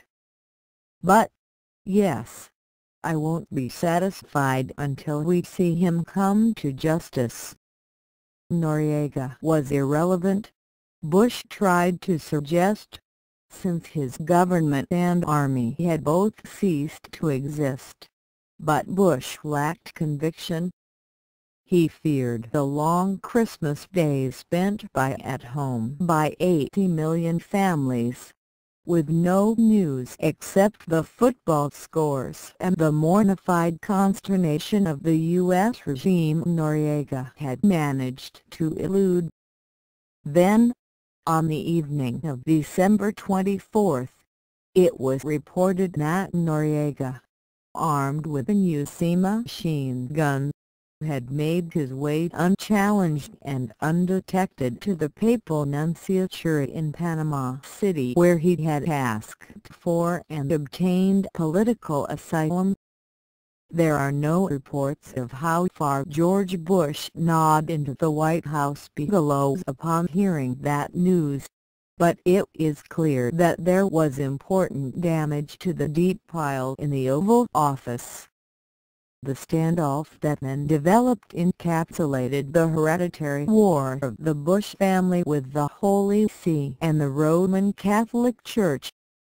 For 8 days, U.S. troops surrounded the nunciature, which they proceeded to bombard with deafening decibels of explicitly satanic heavy metal and other hard rock music, which according to some reports had been personally chosen by Mad Max Thurman in order to unnerve Noriega and the nuncio, Monsignor Lodo A.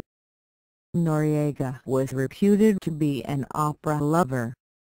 At the same time, Bush ordered the State Department to carry out real acts of thuggery in making threatening representations to the Holy See. It became clear that Roman Catholic priests, nuns, monks and prelates would soon be in danger in many countries of Ibero-America.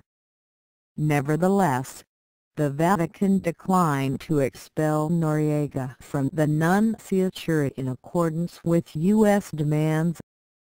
Bush's forces in Panama had shown they were ready to play fast and loose with diplomatic immunity. The number of foreign embassies were broken into by U.S. troops while they were frantically searching for Noriega, and the Cuban and Nicaraguan embassies were ringed with tanks and troops in a ham-handed gesture of intimidation. It is clear that in this context, Bush contemplated the storming of the nunciature by U.S. forces.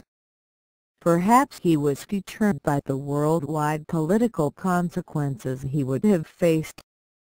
When the German Wehrmacht occupied Rome during the war years of 1943–44, Hitler had never dared to order an incursion into the sovereign territory of the Vatican.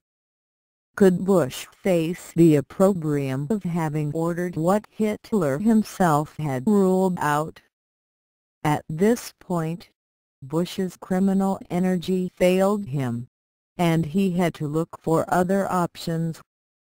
These were difficult days for Bush.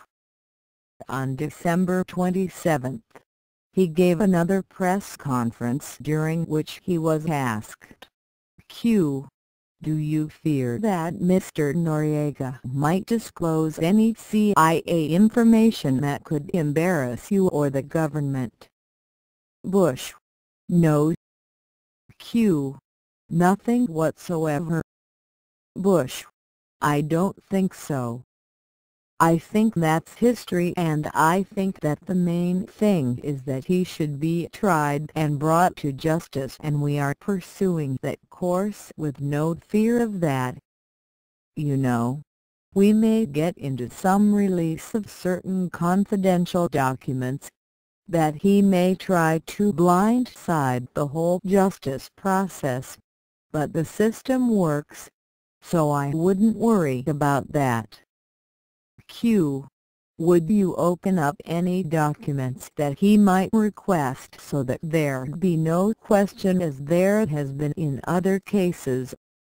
Bush: There would be enough to see that he's given a totally fair trial. New Year's Day was excruciating for Bush, since this was another holiday spent at home with football scores yielding only to speculation on how long Noriega would elude Bush's legions. The manifest refusal of the Vatican to expel Noriega seemed to deprive Bush's aggression of its entire moral justification. If Noriega was what Bush claimed, why did the Pope John Paul II decline to honor the imperative U.S. demand for custody? While Bush squirmed in agony waiting for the Rose Bowl to end, he began to think once again of people power. In Panama City, the Endora Fort area's Calderon forces mobilized their BMW base and hired hundreds of those who had nothing to eat for militant demonstrations outside of the nunciature. These were liberally seated with U.S. Special Forces and other commandos in civilian clothes. As the demonstrations grew more menacing, and the U.S. troops and tanks made no move to restrain them, it was clear that the U.S. forces were preparing to stage a violent but spontaneous assault by the masses on the nunciature that would include the assassination of Noriega and the small group of his co-workers who had accompanied him into that building. At about this time, Monsignor Laboe warned Noriega, "You could be lynched like Mussolini." Noriega appears to have concluded that remaining in the nunciature meant certain death for himself and his subordinates at the hands of the U.S. commandos operating under the cover of the mob. Laboe and the other religious on the staff of the nunciature would also be in grave danger. On January 3, 1990, after thanking Laboe and giving him a letter to the Pope, Noriega, dressed in his general's uniform, left the nunciature and surrendered to General Cisneros. In Bush's speech of December 28, he had offered the following justification for his act of war: Operation Just Cause. The goals of the United States have been to safeguard the lives of Americans, to defend democracy in Panama, to combat drug trafficking, and to protect the integrity of the Panama Canal Treaty. If these were the goals, then Bush's invasion of Panama must be counted not only a crime, but also a failure. On April 5, 1991, newspapers all over Latin America carried details of a new report by the U.S. Drug and Enforcement Administration confirming that the US-installed puppet president of Panama, Guillermo Anton, had been an officer of at least 6 companies which had been demonstrably implicated in laundering drug money. These were the Banco General, the Banco de Colombia, the Union Bank of Switzerland, the Banco Alemán, the Primer Banco de Ahorros, Sudameri's, Banxico, and the Banco del Istmo. The money laundered came from a drug smuggling ring headed up by Augusto Falcon and Salvador Magluta of Colombia, who are reported to have smuggled an average of 1 ton of cocaine per month into Florida during the decade 1977 to 87, including many of the years during which Bush's much-touted South Florida Task Force and related operations were in operation. With the puppet president so heavily implicated in the activity of the international drug mafia, it can be no surprise that the plague of illegal drugs has markedly worsened in the wake of Bush's invasion. According to the London Independent of March 5, 1991, statistics now indicate that since General Noriega's departure, cocaine trafficking has, in fact, prospered in the country. On March 1, the State Department had conceded that the turnover of drug money laundered in Panama had at least regained the levels attained before the 1989 invasion. According to the Los Angeles Times of April 28, 1991, current levels of drug trafficking in Panama in some cases exceed what existed before the December 20 invasion, and U.S. officials say the trend is sharply upward and includes serious movements by the Colombian cartels into areas largely ignored under Noriega. This was all real drug activity, and not the cornmeal tamales wrapped in banana leaves that Bush's mind-worn experts found in one of Noriega's residences and labeled as cocaine during the invasion. Bush's invasion of Panama has done nothing to fight the scourge of illegal narcotics. Rather, the fact that so many of Bush's hand-picked puppets can be shown to be top figures in the drug mafia suggests that drug trafficking through Panama towards the United States has increased after the ouster of Noriega. If drug shipments to the United States have increased, this exposes Bush's pledge to protect the lives of Americans as a lie. As far as the promise of democracy is concerned, it must be stressed that Panama has remained under direct U.S. military dictatorship and virtual martial law until this writing in the late autumn of 1991, 2 years after Bush's adventure was launched. The congressional and local elections that were conducted during early 1991 were thoroughly orchestrated by the U.S. occupation forces. Army intelligence units interrogated potential voters, and medical battalions handed out vaccines and medicines to urban and rural populations to encourage them to vote. every important official in the Panamanian government from Canberra on down has U.S. military liaison officers assigned on a permanent basis. These officers are from the Defense Department's Civic Action Country Area Team or CACAT, the counterinsurgency and nation-building apparatus that parallels the Civic Action Teams unleashed during the Vietnam War.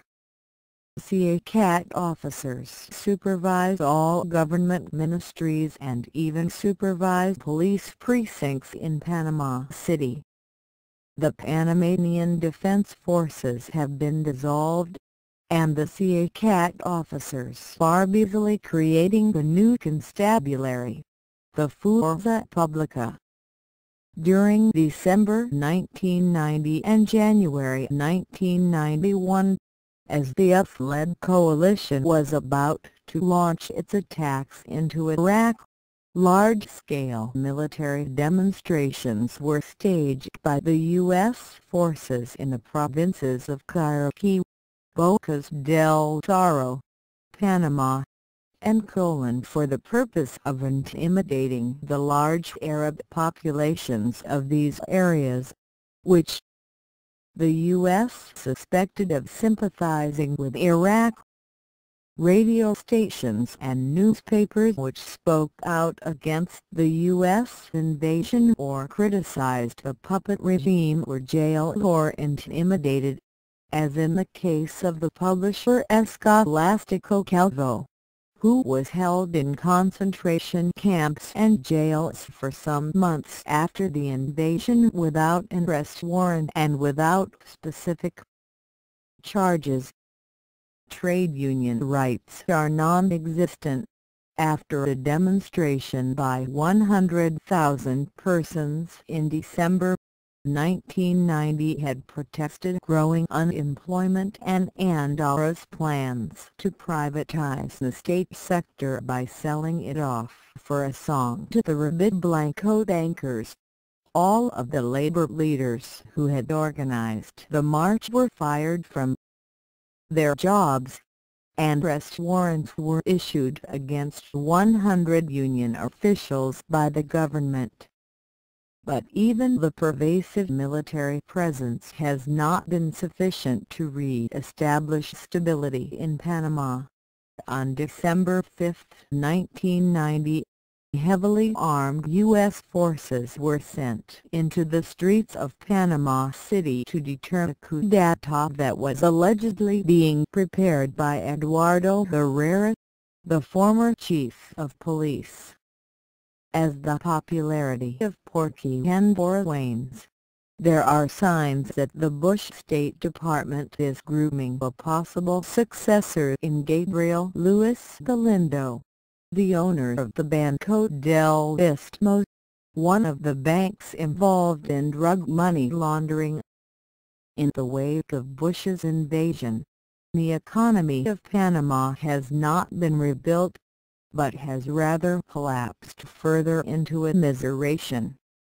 The Bush administration has set as the first imperative for the puppet regime the maintenance of debt service on Panama's $6 billion in international debt. Debt service payments take precedence over spending on public works, public health, and all other categories. Bush had promised Panama $2 billion for post-invasion reconstruction, but he later reduced this to $1 billion. What was finally forthcoming was just $460 million, most of which was simply transferred to the Wall Street banks in order to defray the debt service owed by Panama. The figure of $460 scarcely exceeds the $400 in Panamanian holdings that were supposedly frozen by the U.S. during the period of economic warfare against Noriega, but which were then given to the New York banks, also for debt service payments.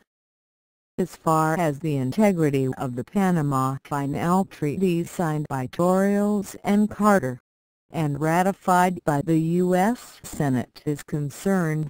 A resolution co-sponsored by Republican Senator Bob Dole of Kansas and GOP Congressman Phil Crane of Illinois is currently before the Congress, which calls on Bush to renegotiate the treaty so as to allow U.S. military forces to remain in Panama beyond the current deadline of December 31, 1999. Since no Panamanian government could reopen negotiations on the treaty and survive, this strategy, which appears to enjoy the support of the Bush White House, implies the U.S. military occupation of not just the old final zone, but of all of Panama, for the entire foreseeable future. Thus, on every point enumerated by Bush as basic to his policy, the lives of Americans, Panamanian democracy, anti-drug operations, and the integrity of the treaty, Bush has obtained a fiasco. Bush's invasion of Panama will stand as a chapter of shame and infamy in the recent history of the United States. As this book goes to press, the prosecution is presenting its case in the trial of General Noriega in Miami, Florida. These proceedings have been a shocking demonstration of the politically motivated, police state frame-ups that are now the rule in U.S. courts. Noriega was brought into the United States through a violent exercise in international kidnapping. In any case, Noriega's undeniable status as a prisoner of war means that under the Geneva Convention he cannot be held criminally responsible in a United States court for actions that antedate the opening of hostilities between the United States and Panama. These overarching considerations set the stage for a series of scandalous abuses within the framework of the trial itself. As a result of the Bush regime's mind war conducted in cooperation with the controlled news media, it is clear that Noriega cannot receive a fair trial anywhere in the United States, because of the impossibility of finding an impartial jury. During the time that Noriega was preparing his defense, the U.S. Department of Justice and the FBI violated the rights of the defendant under the Sixth Amendment by tapping and taping his conversations with his defense lawyers. Attorney Raymond Tuckett had been retained by Noriega as a lawyer at the same time that he was working for the U.S. Department of Justice as a secret informant in undercover sting operations. In his outrageously political pre-trial opinions, U.S. District Judge William Hoverler barred all references to Noriega's dealings with CIA Director and Vice President George Bush, ruling that the Noriega-Bush relation was irrelevant to the U.S. government's charge that Noriega was part of drugs smuggling into the United States. Hoverler's pre-trial ruling amounts to a ban on discussion of wrongdoing by the U.S. government. This guts Noriega's defense, which is that U.S. agencies, and not Noriega, were responsible for the importation of illegal narcotics into the United States as an integral part of the U.S. government's policy of supporting the Nicaraguan Contras, and that the U.S. government fabricated the February 1988 indictments against Noriega. as part of a political strategy to overthrow him because he refused to join the U.S. in supporting the Contras. The parade of government witnesses against Noriega includes the usual rogues gallery of professional perjurers from the Federal Witness Protection Program. Those testifying against Noriega are, almost without exception, felons at the mercy of the U.S. government, many of whom have concluded plea bargains with federal prosecutors in which they have been treated more leniently in exchange for their willingness to testify against Noriega. These professional witnesses constitute a phalanx of CIA stringers and other mercenaries of the perjury wars who have received total payments of U.S. taxpayers' money estimated anywhere between $1.5 million and $6 million. The upkeep of this stable of witnesses and other exorbitant court costs are not being defrayed by the Bush presidential campaign nor by Bush personally, despite the fact that the main purpose of the proceedings is to retroactively validate Bush's atrocity of December 1989, and to contribute to his efforts. That self-glorification for re-election in 1992. Judge Hoveler has abrogated the usual rules of evidence, admitting hearsay reports on Noriega's activities from celebrity felons like Carlos Slater who have never met nor spoken with Noriega.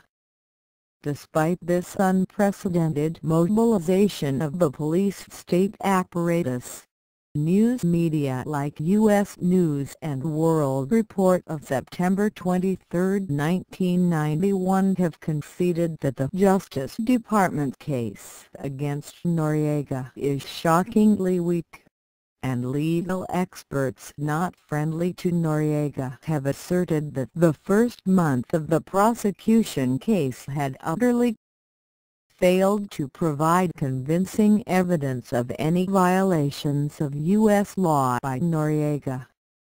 Bush's performance during the Panama crisis was especially ominous because of the president's clearly emerging mental imbalance.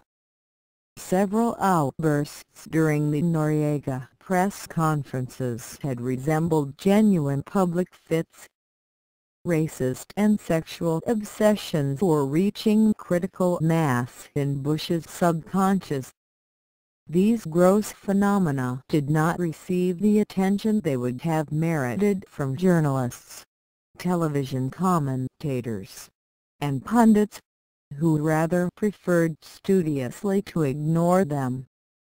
It was during these waning days of 1989 that Bush's mental disintegration became unmistakable, foreshadowing the greater furors yet to come.